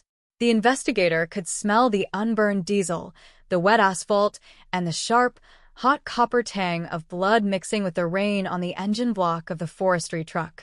The suspect didn't express regret. He didn't ask for forgiveness. He was simply cataloging the facts of an old job, a task that had been assigned to him by his employers and executed with the same dull efficiency he had applied to changing the oil on a tractor.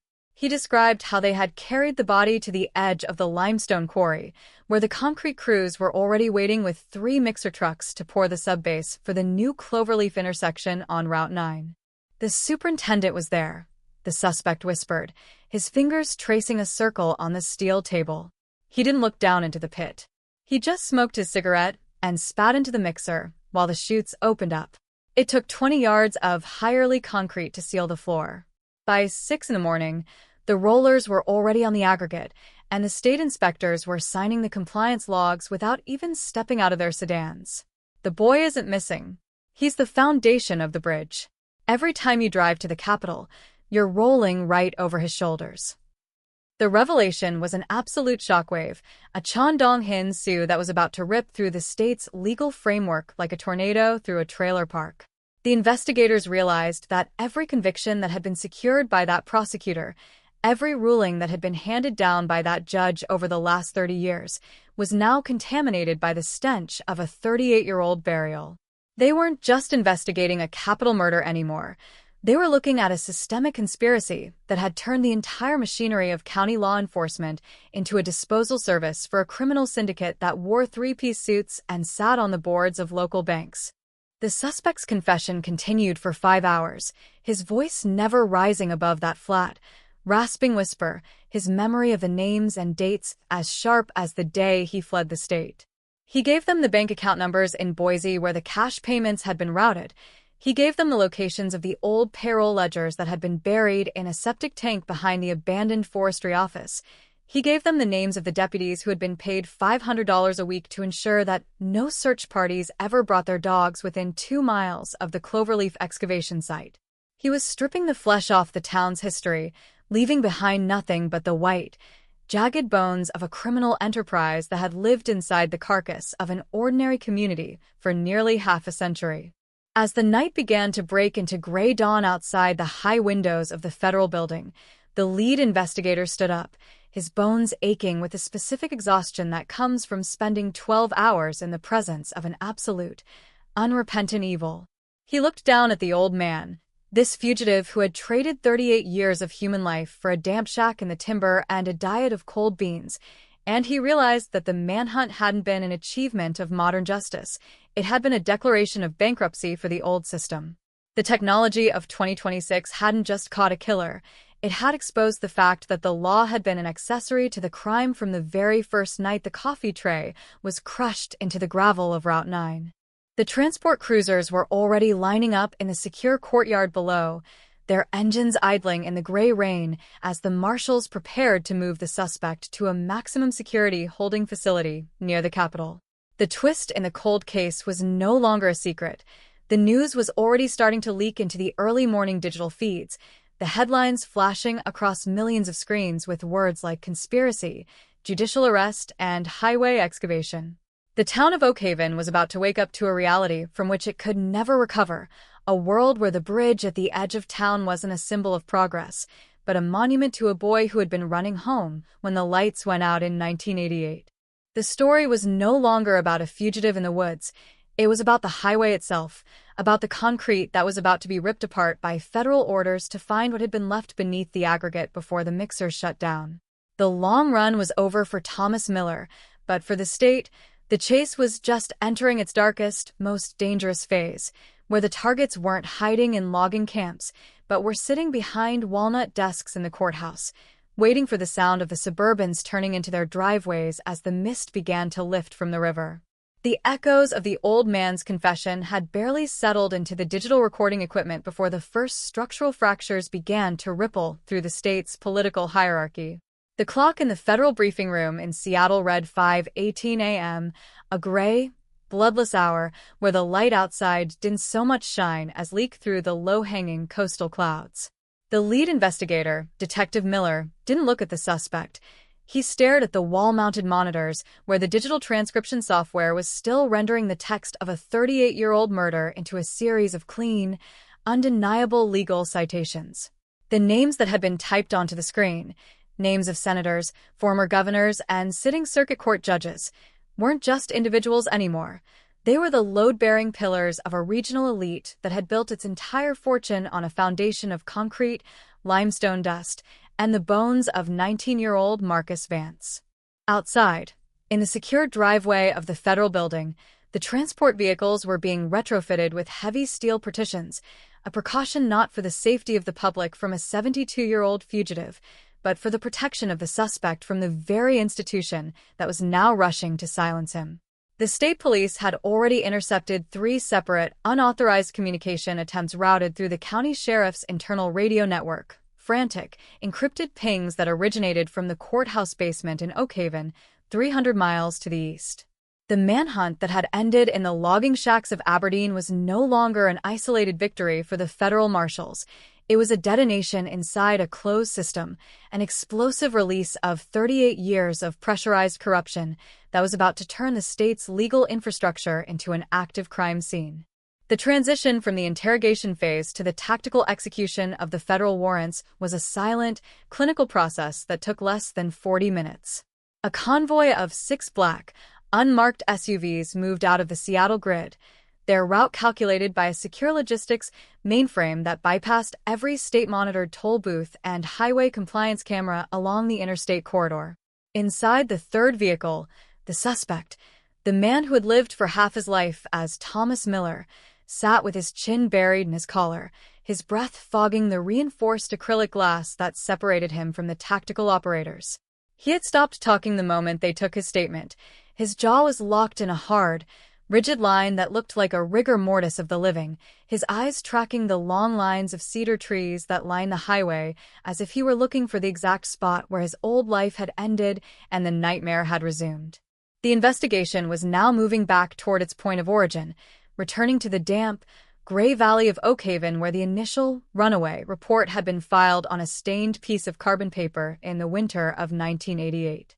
The geography of the state hadn't changed since the night Marcus Vance walked out of a diner, but the social landscape had been entirely transformed by the money that had flowed through the Route 9 expansion project.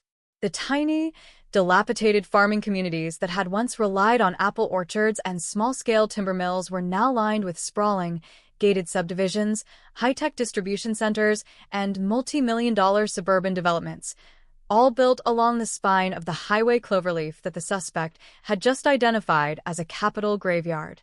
As the convoy neared the county line, the rain over the valley turned from a mist into a heavy, rhythmic downpour that beat against the reinforced roofs of the SUVs with the sound of a steady drum roll. The lead vehicle received an encrypted data transmission from the federal prosecutor's field office in the Capitol, a copy of the emergency federal injunction that authorized the immediate, unconditional seizure of all archival records, payroll manifests, and engineering logs from the Oak Haven Department of Transportation Depot. The state had tried to challenge the order at 3 a.m., using an old jurisdictional loophole from the 1970s to argue that the highway subbase was a state-protected asset that couldn't be disturbed without a full environmental impact study. But the federal judge, an outsider who had been appointed by Washington 3 years prior, had signed the warrant with a single, heavy stroke of his pen, adding a handwritten addendum at the bottom. Clear the asphalt. Find the boy. The entrance to the Oak Haven Municipal District was marked by a massive, polished granite sign that read Oak Haven, a community built on progress and tradition, a slogan that looked like an indictment under the white-hot beam of the convoy's high beams. The streets were empty, the local police department having been ordered by federal mandate to confine all active patrol cruisers to their bays until the marshals had secured the circuit court building and the residence of Judge Vance's co-conspirator. The silence of the town was total, the kind of quiet that feels like a held breath, a collective realization among the residents that the history they had been sold for 40 years was about to be unsealed by a crew of men carrying concrete saws and ground-penetrating radar units. The first stop wasn't the courthouse. It was the maintenance yard behind the old limestone kilns at the eastern edge of Route 9. The facility was an acre of rusted machinery, gravel piles, and oil-stained soil that had been closed to the public since the late 90s, its perimeter secured by a sagging chain-link fence that was choked with wild blackberry vines and dead ivy. The SUVs didn't stop for the padlock.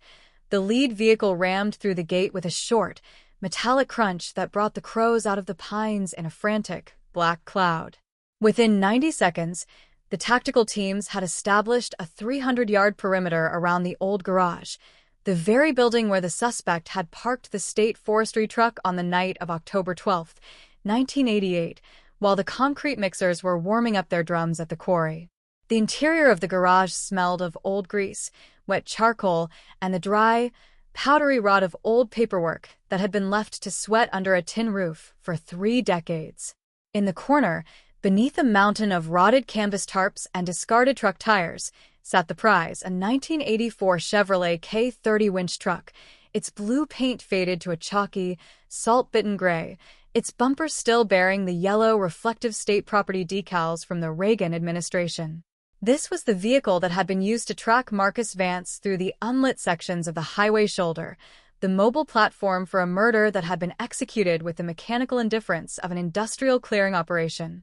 The forensic technicians moved into the space with the speed of a trauma team, their portable ultraviolet lamps casting a surreal, purple glow across the rusted iron beams of the winch and the interior of the driver's cab. They weren't looking for fresh blood. They were looking for the microscopic trace elements that 30 years of dampness and grease couldn't entirely wash away, the iron-heavy residue of a skull fracture that had soaked into the unsealed pine boards of the truck bed before the vehicle was decommissioned and hidden behind the gravel piles.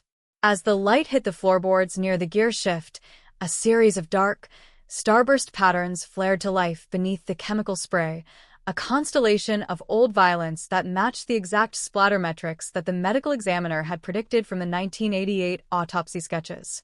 "He didn't clean it," the technician muttered, his voice amplified by the respirator mask he wore to protect his lungs from the hantavirus and the dust. He didn't clean it because he thought nobody would ever look at a state-registered vehicle. He thought the uniform was the alibi. The discovery of the truck was the final link in the physical chain of evidence, a solid, undeniable anchor that allowed the federal prosecutors to initiate the next, most explosive phase of the operation. At 6:12 a.m., as the first true light of dawn began to reveal the outlines of the Oak Haven Courthouse Tower, a second federal tactical unit crossed the manicured lawn of Judge Alexander Vance's estate on the hill. The judge, the man who had been identified by the fugitive as the one who held the light, was standing in his kitchen when the glass in his back door gave way, his morning coffee cup still warm in his hand as he was pressed against the marble countertop by three marshals who didn't care about his judicial robes, his political connections, or the fact that his grandfather's name was carved into the cornerstone of the city hall. Theo chấn động cộng đồng West Instanter nền Abolut. By 7 a.m., the local digital news loops were completely jammed with footage of the arrest, the image of the county's most powerful legal authority being led down his own driveway in a gray jumpsuit and plastic handcuffs, sending a wave of panic through the regional financial markets. The banks that had funded the Route 9 commercial developments began to freeze their credit lines before the morning bell rang, their compliance officers realizing that if the highway subbase was legally designated as an active crime scene, the entire infrastructure of the valley's economy would be locked down by federal injunction for months, if not years. The scene at the Route 9 Cloverleaf intersection was a vision of industrial warfare. Three massive concrete cutting rigs, brought in from the naval shipyards in Bremerton under federal escort, were already in position over the shoulder of the highway, their 36-inch diamond blades throwing up a dense, white fog of stone dust that mixed with the rain to coat the surrounding trees in a pale, ceramic crust. The highway department had tried to set up a detour 3 miles back, but the local drivers had abandoned their cars along the grass verges, walking through the mud and the rain to stand behind the state police barricades, their faces pale as they watched the machinery cut into the road they had driven every day of their adult lives. Among the crowd was Marcus Vance's older sister, Clara, who had spent 38 years being told by successive administrations that her brother had died in a drug house in Portland or had taken a freight train to Mexico to avoid his student debts. She stood in the gray downpour without an umbrella, her eyes fixed on the exact spot where the backhoe was beginning to lift the first 4-ton block of reinforced concrete from the floor of the highway subbase. The sound of the diesel engines was a deafening, continuous roar that shook the earth beneath her feet, a rhythm of discovery that felt less like a police action and more like an exhumation of the town's entire moral history. Beneath the first layer of modern asphalt lay the coarse, gray aggregate of the late 80s, a mix of crushed limestone and slag that had been compressed by 30 years of heavy semi-truck traffic into a substance as hard as structural steel. The operators had to switch to hydraulic hammers, the long steel points striking the stone with a rhythmic, ear-splitting clack-clack-clack that sounded like an old machine gun firing into an empty oil drum. With every stroke of the hammer, the air over the pit grew heavy with a strange, chemical odor, the sharp, sweet smell of industrial sealer mixed with the damp, organic stench of earth that hadn't seen the sun since the winter the Berlin Wall came down. At 10:45 a.m., the point of the main hydraulic hammer broke through into a pocket of soft, bluish clay that sat directly beneath the structural footings of the bridge pier. The backhoe operator pulled back his bucket, leaving a deep, ragged crater in the center of the westbound lane that was immediately surrounded by 4 forensic anthropologists who carried hand trowels, dental picks, and a series of orange plastic flags that were used to mark the positions of human remains. The crowd behind the barricades went completely silent, the only sound being the wind through the pines and the steady, dripping hiss of the cooling water from the concrete saws. The anthropologist in charge, a woman named Dr. Kincaid, dropped into the pit with a small brush, her knees sinking into the wet clay as she cleared away a layer of gray limestone silt from a long, thin object that was wedged between 2 pieces of reinforcing bar. It wasn't a stone. It was a bone, a human radius that had been stained a dark, mahogany brown by the chemicals in the concrete sealer, its surface bearing the distinct, jagged score marks of an industrial mixer blade. As she cleared more of the clay, the outline of a complete skeleton began to emerge from the floor of the highway, a frozen figure that had been compressed into a posture of desperate flight, its arms raised above its head as if it were trying to push away the 20 tons of concrete that had been poured over its chest 38 years ago. The news of the discovery hit the Oakhaven courthouse like a physical blow, causing 3 separate county clerks to resign their posts before noon, their exit statements citing a refusal to participate in the continuation of a record system that had been falsified to hide an execution.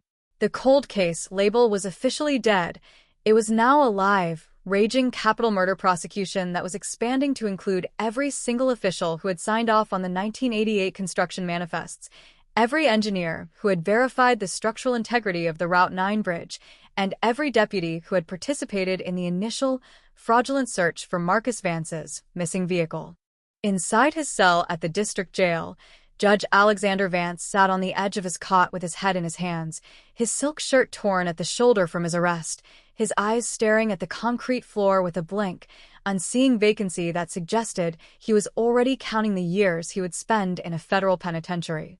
He had spent his entire life using the law as an instrument of his own ambition, a tool to protect his family's investments and to silence the people who dared to look too closely at the origin of his wealth. But the law he was facing now wasn't the local, compliance system he had managed from his walnut desk on the 3rd floor. It was a cold, mathematical machinery that had been set in motion by a 72-year-old mechanic's thumbprint and a box of old typewritten files from a logging camp. The psychological profile of the conspiracy was one of absolute, unvarnished efficiency. These weren't men who killed out of passion or hatred. They were developers who viewed human life as an impediment to a balance sheet, a variable that could be cleared from the ledger by a phone call to a compliant sheriff and a 20th yard pour from a concrete truck. The suspect in Seattle had been correct.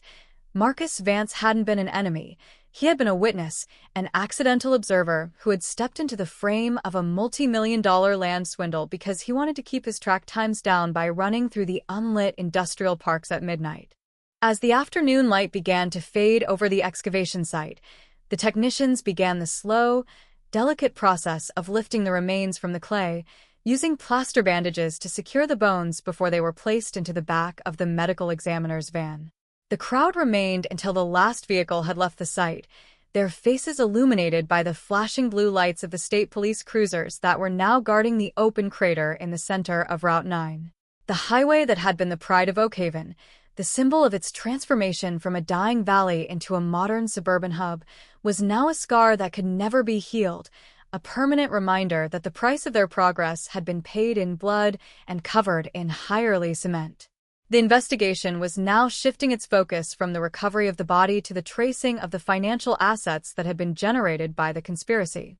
Federal agents were already executing search warrants on 4 regional banks, freezing the accounts of the development companies that had purchased the land along Route 9 after Marcus's disappearance, a move that threatened to bankrupt 3 of the county's largest real estate firms before the end of the week.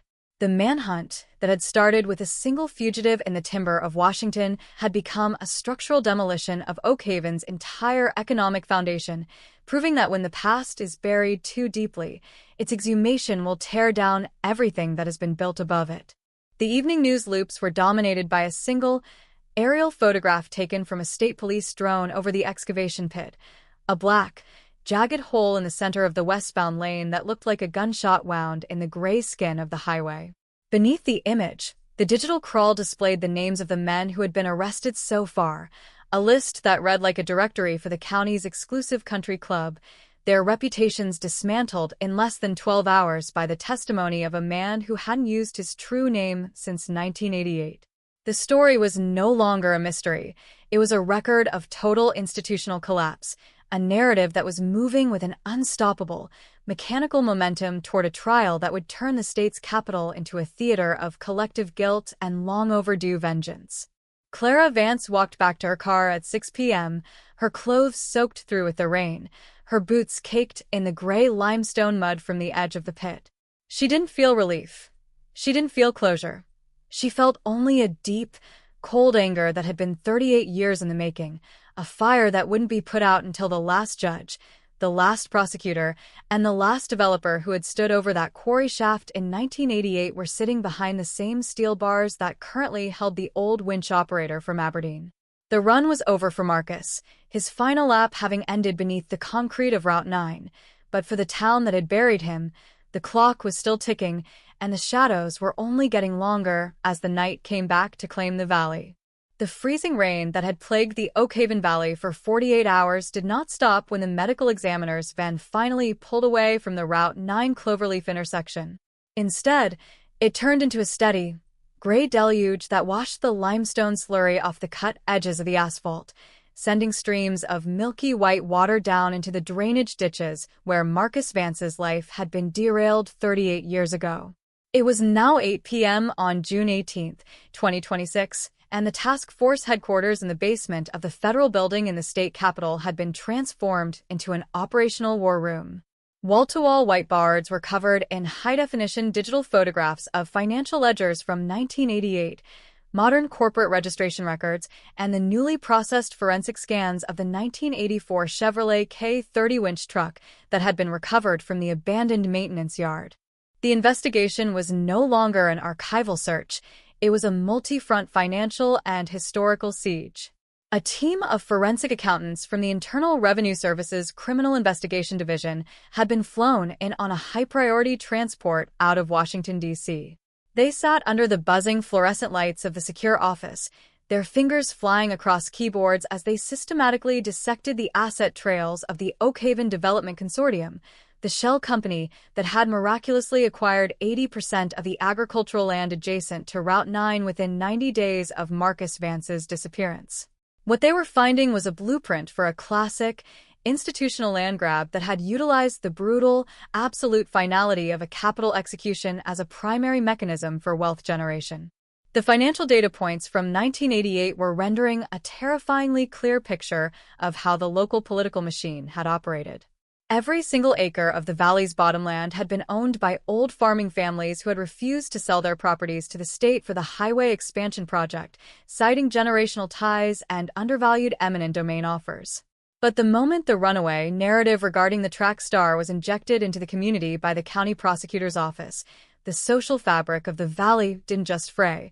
It collapsed into absolute paranoia. Rumors were deliberately circulated through local church groups and civic organizations that a violent drug syndicate was operating out of the rural farmsteads, a psychological operations campaign designed to drive down property values and terrify the elderly landowners into selling their parcels for pennies on the dollar to the only entity buying, the Oakhaven Development Consortium.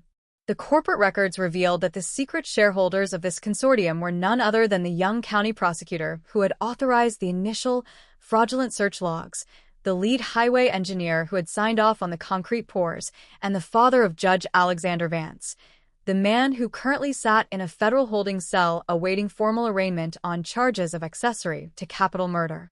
The manhunt that had ended in the timber of Washington hadn't just captured a physical fugitive, it had punctured a multi-generational financial empire that had generated over $400 million in suburban real estate development, all funded by the blood of a boy whose final resting place had been chosen because it sat directly beneath the structural footings of their economic engine. In the interrogation wing of the federal facility, the atmosphere had transitioned into a high-stakes psychological siege. Detective Miller sat across from Judge Alexander Vance, who had spent the last 12 hours refusing to look at his reflection in the two-way mirror. The judge's hands were trembling, his manicured nails digging into the rough fabric of his gray detention jumpsuit as the detective slowly laid out a series of newly unsealed bank records from a legacy financial institution in the Cayman Islands, accounts that had remained dormant since 1992 but carried the specific, unalterable digital signature of the Vance Family Trust. "Your father didn't just buy the land, Alexander," Detective Miller said, his voice flat, rhythmic, and devoid of any theatrical anger. "He paid Arthur Vane, the man you knew as Thomas Miller, a monthly retainer of $2,000 in cash, routed through a shell company registered in Idaho, for exactly 36 years. Why does a prominent county family pay a runaway service station mechanic a corporate salary to live in a plywood shack in the woods of Aberdeen? They don't. They pay for his silence. They pay to keep his shovel out of the dirt." The judge didn't answer immediately. His chest rose and fell in short, shallow breaths that rattled through the sterile air of the room like dry paper being crumpled. He was a man who had spent his entire life commanding the room, using the absolute authority of the bench to decide who went to prison and who walked free. But now, faced with the cold, mathematical precision of federal asset forfeiture tracing and the physical reality of his family's signature on a bribery ledger, his legal armor was dissolving into nothing but sweat and fear. "My father did what was necessary for the future of this county," the judge finally whispered, his voice cracking as he looked up, his eyes bloodshot and hollow under the harsh white light. Oak Haven was a dying valley in 1988. The factories were closing, the orchards were rotting, and the youth were leaving for the cities. That highway project brought $3 billion of capital into this region. It built the schools, it built the hospitals, it built the very court system that you are using to destroy me today. You think Marcus Vance was a tragedy? He was an obstruction. He was one boy who stood in the way of 50,000 people having a life. The confession was a chilling revelation of the sociopathic utilitarianism that had guided the Oak Haven ruling class for a generation. It wasn't an act of passion or temporary insanity. It was a cold, calculated administrative decision that had treated the execution of a teenager as nothing more than an unlisted cost of doing business. The task force was now realizing that the network of complicity was so wide that it had effectively compromised the integrity of every single public record in the county since the late 80s. The titles to the land, the zoning variances, the municipal bonds, everything was contaminated by the fraud that had been used to cover up the murder. Outside the federal building, the local community was experiencing a profound, soul-crushing Chon Dong Xe Hoi. The local digital news networks had gone live with the judge's statement within 20 minutes of its recording, the video of Oak Haven's highest legal authority defending the murder of a high school student as a necessary economic adjustment, triggering spontaneous protests outside the city hall. The residents who had lived for decades under the illusion that their town was a beacon of safe, suburban traditionalism were now forcing themselves to look at the parks, the libraries, and the schools that bore the Vance name with a sense of visceral disgust. The tactical teams, meanwhile, were executing a secondary wave of federal arrest warrants across 3 adjacent counties. By midnight, 4 former members of the 1988 Highway Planning Commission and 2 retired state police captains had been taken into custody from their retirement homes in the affluent Riverside developments. These weren't men who looked like criminals. They were elderly grandfathers in golf shirts and orthopedic shoes, men who had spent their winters in Florida and their summers hosting charity barbecues for the local hospital foundation.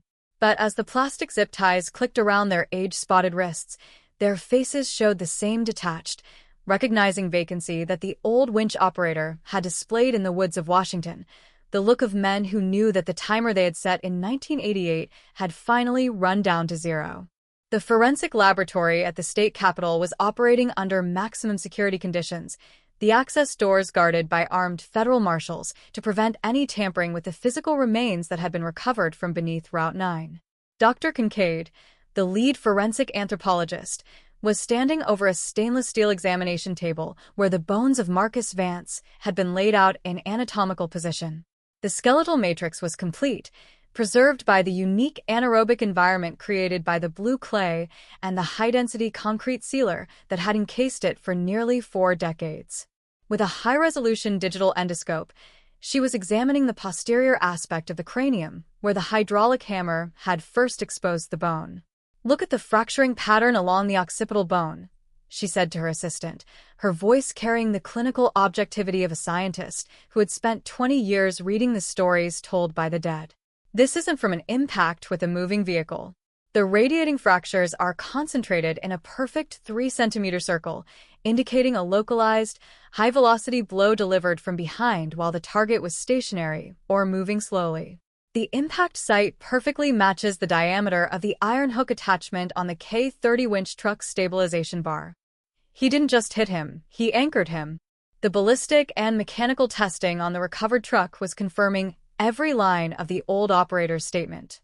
The technicians had discovered that the vehicle's odometer had been rolled back exactly 14,000 miles in November of 1988, a crude attempt to cover up the long, late-night surveillance runs that had been conducted along the unlit sections of the highway corridor before the execution was finalized.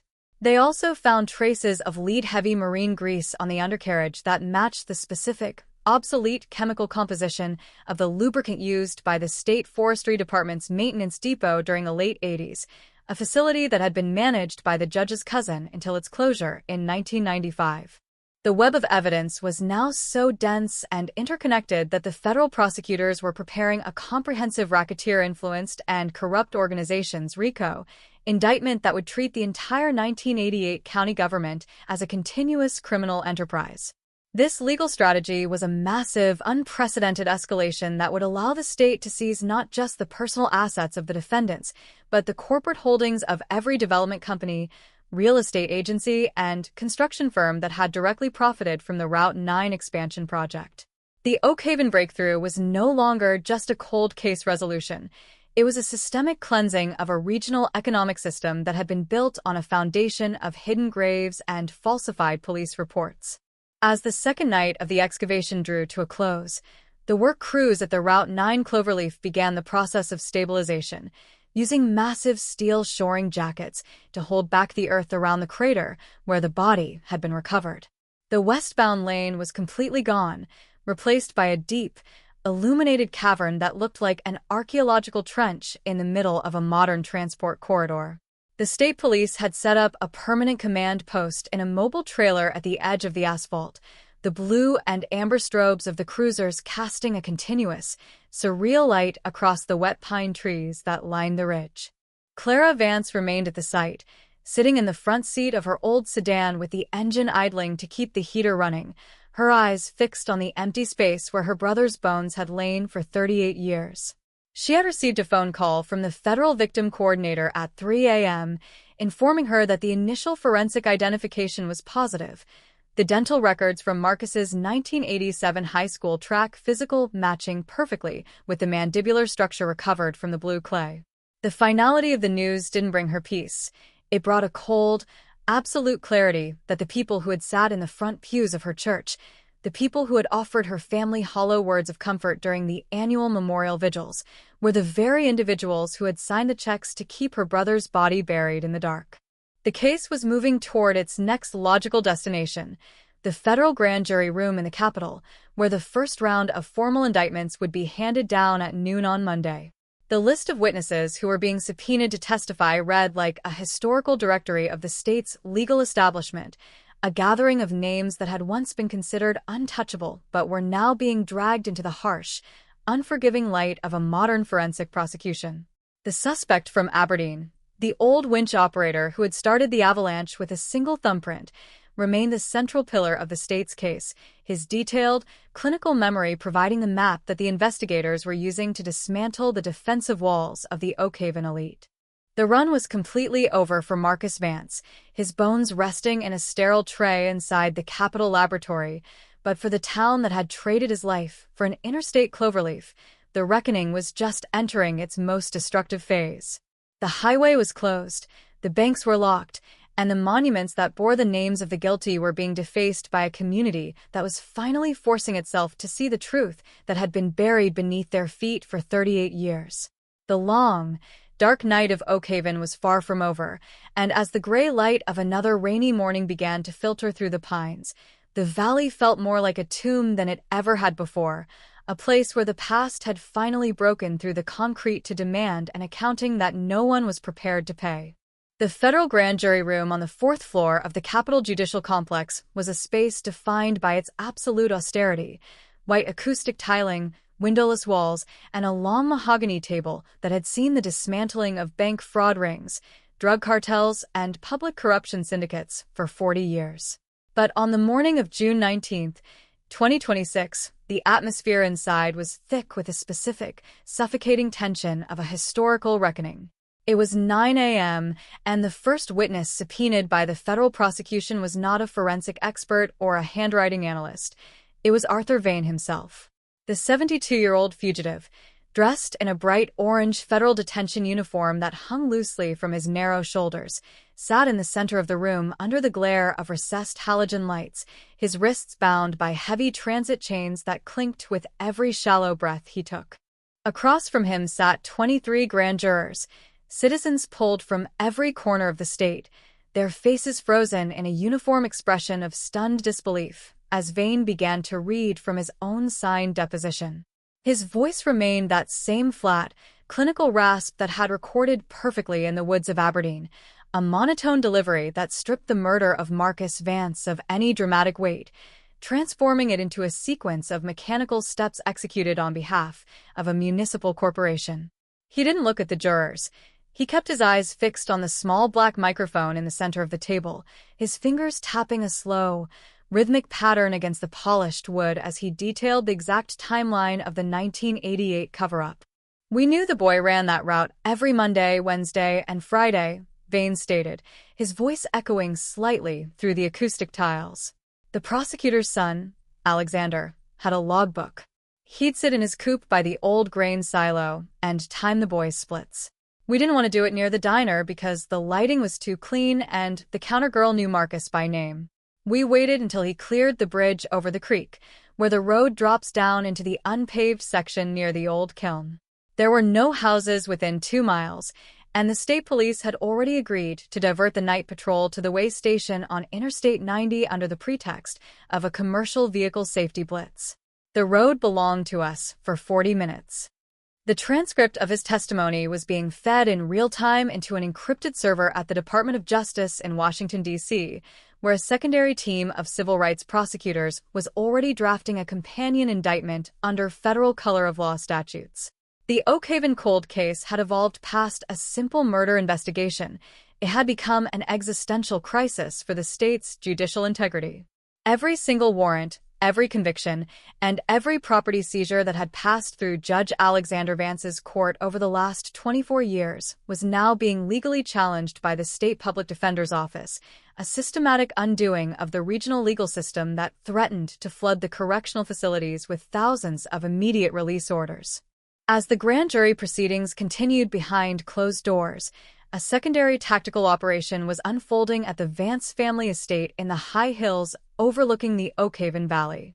Federal agents from the Bureau of Alcohol, Tobacco, Firearms and Explosives, ATF, armed with a newly issued supplemental search warrant, had moved past the police tape to target the property's carriage house, a pristine, brick and timber structure that had served as the private workshop for the judge's late father.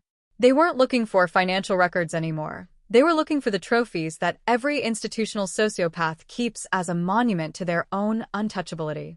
Using industrial concrete saws, the entry team breached a false floor beneath a vintage car lift, revealing a reinforced steel security vault that didn't appear on any architectural blueprint filed with the county zoning office. The air inside the underground chamber was freezing, conditioned by a small, silent compressor that had been drawing power off the main house for 3 decades. On the steel shelves sat a collection of cataloged historical items that turned the stomach of every agent in the room. 3 pristine, unissued 1988 Oakhaven police badges belonging to the deputies who had signed the fraudulent runaway logs, a leather-bound diary belonging to the county prosecutor who died in 2004, and, inside a sealed acrylic display case, a pair of worn, blue and white nylon running shoes. the exact footwear Marcus Vance had been wearing when he walked out of the roadside diner. The calculation was monstrous. The Vance family hadn't just buried the crime, they had archived it, keeping the literal remnants of the boy's life as a private collection of their absolute authority over the valley. When the photographs of the vault's contents were delivered to the U.S. Attorney's field office at noon, the lead prosecutor immediately authorized the filing of a superseding indictment that added charges of predatory surveillance and institutional racketeering to the existing capital murder warrants. The line between the criminal underworld and the regional government had been completely erased, revealing that the Oak Haven elite was, in reality, a highly organized, lethal enterprise that had used the badges and gavels of office to enforce its own dark monopoly. The public reaction in the town of Oak Haven had transitioned from spontaneous outrage into a state of total, paralyzed silence. The local businesses along the main thoroughfare had closed their doors by 2 p.m., the shopkeepers standing on the sidewalks in small, hushed groups as they watched federal marked units systematically secure the municipal buildings. The Oak Haven Police Department was officially federalized at 3 p.m. under an emergency executive order from the governor, its internal affairs unit stripped of its authority, and its personnel ordered to surrender their service weapons to the marshals at the front desk. The town was no longer a self-governing entity. It was an occupied territory under federal investigation, its history being stripped away layer by layer until there was nothing left but the raw, bleeding truth of its origin. At the Route 9 excavation site, the engineering crews had reached the base of the Cloverleaf structure, their progress slowed by the structural necessity of keeping the massive concrete overpass from collapsing into the trench below. The crater was now 40 feet deep, surrounded by high-output industrial floodlights that remained illuminated even during the daylight hours to cut through the heavy, gray mist that hung over the valley. The anthropologists were working with small, non-metallic tools, clearing away the final layers of compressed blue clay from the exact pocket where Marcus's body had been compressed by the concrete pour of October 13, 1988. Dr. Kincaid, her face pale behind her respirator mask, was holding a high-resolution digital microscanner over a small object recovered from the floor of the pit. It was a gold ring, its surface scratched and dulled by decades of exposure to lime and concrete chemicals, but the interior engraving was still legible under the magnification. Oak Haven Track Invitational, 1987. 100M Champion. This wasn't a piece of circumstantial evidence. It was an absolute, physical signature of identity, a link from the boy's final moment of athletic triumph to the dark, silent tomb where he had spent the last 38 years. He was alive when he went into the mud, Dr. Kincaid said, her voice dropping into a register that made her assistant stop her recording tablet. She pointed to the microscopic bone growth patterns along the margins of the cranial fracture, a biological response that only occurs when the human heart is still beating and pushing oxygenated blood through tissue after an impact. The blow from the winch iron didn't kill him instantly. It paralyzed him, broke his skull, but his heart didn't stop until the concrete hit his chest. He was breathing the limestone dust when the pour started. The detail was a psychological detonation, a Chandong Fap why that transformed the case from an institutional execution into a sequence of absolute, unvarnished torture. When the information was leaked to the media loop at 4:30 p.m., the remaining support for the Vance family among the old guard of the town withered away into nothing but panic and denunciation. Real estate developers who had spent 30 years praising the judge at annual banquets were now hiring private criminal defense firms out of Chicago and New York, offering to turn over their corporate tax returns and personal communications files in exchange for immunity from the expanding RICO prosecution. Inside his cell at the Metropolitan Detention Center, Judge Alexander Vance was watching the television monitor mounted to the wall across from his bars. The screen was showing a live helicopter feed of his estate on the hill, where federal technicians were currently loading the contents of his father's underground vault into the back of an armored evidence transport. He didn't move. His eyes were glassy, his skin the color of old parchment under the harsh, unyielding white light of the secure wing. He knew that the legal strategy he had spent a lifetime refining was useless against the weight of the evidence that was being pulled from his own home. He was no longer a judge. He was a relic of a dying system, a man whose entire existence was about to be scrubbed from the state records by the same cold, data-driven machinery he had used against others. The federal prosecutors were already preparing the final jury instructions for the first round of indictments, their legal framework built upon the argument that the Oakhaven conspiracy was an ongoing criminal enterprise that had continued to commit acts of obstruction and financial fraud up until the very morning of Vane's arrest in Washington. This strategy meant that the statute of limitations was completely irrelevant, allowing the state to pursue maximum penalties, including life without the possibility of parole, for every single individual who had signed a document, accepted a cash payout, or filed a false report in connection with the Route 9 project since 1988. As the sun began to set on June 19, 2026, the valley of Oakhaven looked like an industrial scar from the air, the bright red and blue lights of the federal cruisers cutting through the dark like open wounds against the gray skin of the highway. The long run was officially over for Marcus Vance, his final records cleared, his medal recovered, and his killer sitting in a federal cell with transit chains around his ankles. But for the town that had built its wealth on his silence, the night was just entering its coldest, most unyielding phase, a period where the concrete would continue to come apart, and the graves would continue to open until the last secret had been dragged out into the blinding, unforgiving light of day. The federal grand jury did not deliberate past noon on Saturday. By 1:15 p.m. on June 20, 2026, the clerk of the court had stamped the first round of true bills, transforming a stack of investigative summaries into 24 separate federal indictments for capital murder, conspiracy to obstruct justice, and institutional racketeering under the RICO statute. The news did not drop as a routine press release. It hit the digital wire services like a seismic wave, carrying the names of men who had spent 40 years dictating the political and economic destiny of the valley. The U.S. District Attorney stood before a crowded press gallery in the Capitol, flanked by the lead investigators from the FBI and the Marshal Service, his expression grim under the flash of 100 camera lenses. Behind the closed doors of the Federal Processing Wing, the logistics of a mass arrest were being executed with the cold, mechanical efficiency of a military deployment. The targets were no longer being picked up by local deputies in marked cruisers. They were being systematically harvested by federal tactical teams moving in synchronized vectors across 3 counties. These were the senior partners of the Oakhaven Development Consortium, the retired directors of the Regional Transit Authority, and the surviving members of the 1988 County Zoning Board, men who had lived their lives behind high brick walls and manicured lawns, believing that a 38-year-old concrete pour had secured their immunity for eternity. As the suspect transport vans lined up in the subterranean garage of the judicial complex, the forensic team at the Route 9 excavation site was entering the final, most critical phase of the historical reconstruction. The crater in the center of the westbound lane had been widened into a 50-foot trench, its walls reinforced by heavy steel shoring jacks that groaned under the immense weight of the surrounding highway structure.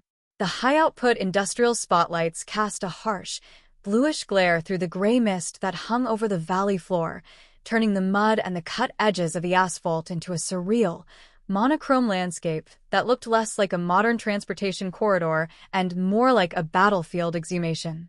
Dr. Kincaid sat at the bottom of the pit, her knees buried in the soft, bluish clay that had insulated the remains of Marcus Vance from the destructive chemistry of the upper soil layers. She was using a specialized laser scanning array, a device that projected a matrix of thousands of invisible red beams across the skeletal matrix to create a 3-dimensional, high-definition digital model of the body's exact positioning within the concrete footings. What the scans were revealing was a narrative of terrifying, calculated finality, a biological record of a teenager who had been treated not as a human soul, but as an engineering variable to be cleared from a municipal balance sheet. "Look at the position of the cervical vertebrae," she said, her voice amplified by the internal microphone of her respirator mask as she pointed a stylus at the digital monitor on her technician's table. "There is a complete subluxation between the C3 and C4 elements, indicating that the secondary blow from the winch iron was delivered with enough downward velocity to snap the spinal cord before the concrete was introduced. The killer didn't just want him immobilized. He wanted him silenced biologically before the mixers opened their chutes." The mechanical and metallurgical testing on the 1984 Chevrolet K30 winch truck was confirming every line of Arthur Vane's clinical deposition. The technicians inside the Capitol Maintenance Depot had discovered that the vehicle's frame had been structurally reinforced with heavy, unlisted steel plating beneath the truck bed, a modification designed to handle the heavy, localized weight of transport operations through unpaved forestry roads at night. They also recovered microscopic particles of highly industrial cement from the interior crevices of the rear dual wheels, a chemical signature that matched the exact, obsolete mineral composition of the batch poured onto the Route 9 subbase at 5:40 a.m. on October 13, 1988. The web of physical and digital evidence was now so dense and interconnected that the defensive strategy of the remaining co-conspirators was completely collapsing into a pattern of mutual denunciation.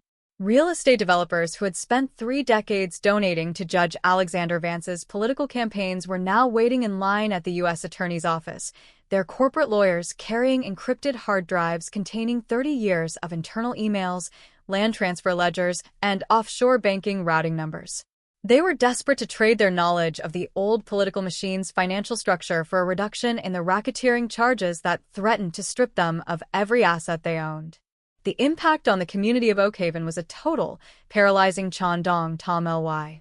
The local high school, where Marcus Vance's name was still carved into the track and field record board in the gymnasium, became the staging area for a secondary federal investigation into the historical records of the county school board. Investigators were unearthing documents that showed how the school's athletic funding had been systematically increased by the Oak Haven Development Consortium in the winter of 1989, a financial injection that had been used to build a new stadium named after the prosecutor's family, a monument of philanthropy funded directly by the wealth generated from the murder of the school's star athlete. Outside the cordoned-off municipal center, the streets were silent, the silence of a town that had realized its entire infrastructure was a monument to an execution. The local businesses remained dark, their windows covered by handwritten signs that expressed solidarity with the Vance family's remaining victims, while groups of younger residents stood near the edge of the highway verges, watching the endless line of dump trucks carrying the broken remnants of Route 9 away to the federal evidence yards. The road that had been celebrated as the engine of the valley's modernization was now a jagged, bleeding scar that could never be closed until the last secret had been dragged out into the daylight. Inside his maximum security cell at the Administrative Segregation Facility, Judge Alexander Vance sat motionless on his steel bunk, his eyes fixed on the narrow sliver of gray sky visible through the reinforced slit window. He had spent his long career using the cold, clinical authority of the bench to decide the exact parameters of other men's lives, using the precision of the penal code to protect the interests of his family's empire. But now, trapped within the relentless, data-driven machinery of a federal RICO prosecution, he was beginning to realize that the law he had subverted for 40 years was an instrument of absolute, unyielding subtraction. He was no longer the judge. He was a line item in a federal indictment, a ghost from an era of unchecked corruption that was being systematically erased from the ledger of the living. The U.S. Attorney's Office was already drafting the final jury instructions for the first round of trials, a legal document that defined the Oak Haven Development Consortium not as a commercial entity, but as a continuous, lethal criminal enterprise that had utilized murder, forgery, and public office to enforce its own dark monopoly over the valley's resources. This strategy meant that the defense's attempts to invoke the statute of limitations were completely dead, allowing the state to pursue maximum penalties, including life without the possibility of parole, for every single individual who had accepted a payout, altered a logbook, or looked away from the concrete mixers on that rainy October morning. As the sun began to set over the ridge pines on June 20th, 2026, the excavation crew at the Cloverleaf reached the absolute floor of the quarry shaft, the ground changing from blue clay to the hard, unyielding limestone bedrock that formed the structural foundation of the valley. The trench was empty now, the bones of Marcus Vance resting in a sterile storage locker inside the Capitol Laboratory, but the atmosphere around the site remained thick with the static energy of a historic trauma. The blue and amber lights of the federal cruisers continued to flash against the wet leaves of the trees, a continuous, mechanical pulse that seemed to count down the final, remaining hours of the town's old illusions. Clara Vance walked back to her vehicle at the edge of the perimeter fence, her face lined with a specific, deep exhaustion that comes from 38 years of unanswered grief. She had spent half her life being told that her brother was a runaway, a failure, a boy who had abandoned his family for a ghost life in the cities. But today, looking down into the deep, illuminated cavern in the center of the road, she knew that Marcus hadn't run. He had stayed right here, holding the ground, waiting for the technology of a future generation to tear apart the concrete and give him his name back. The long run was completely over for the track star, his final splits recorded in the bones he left behind. But for the valley that had buried him, the clock was still ticking, and the shadows were only getting darker as the night came back to claim the land.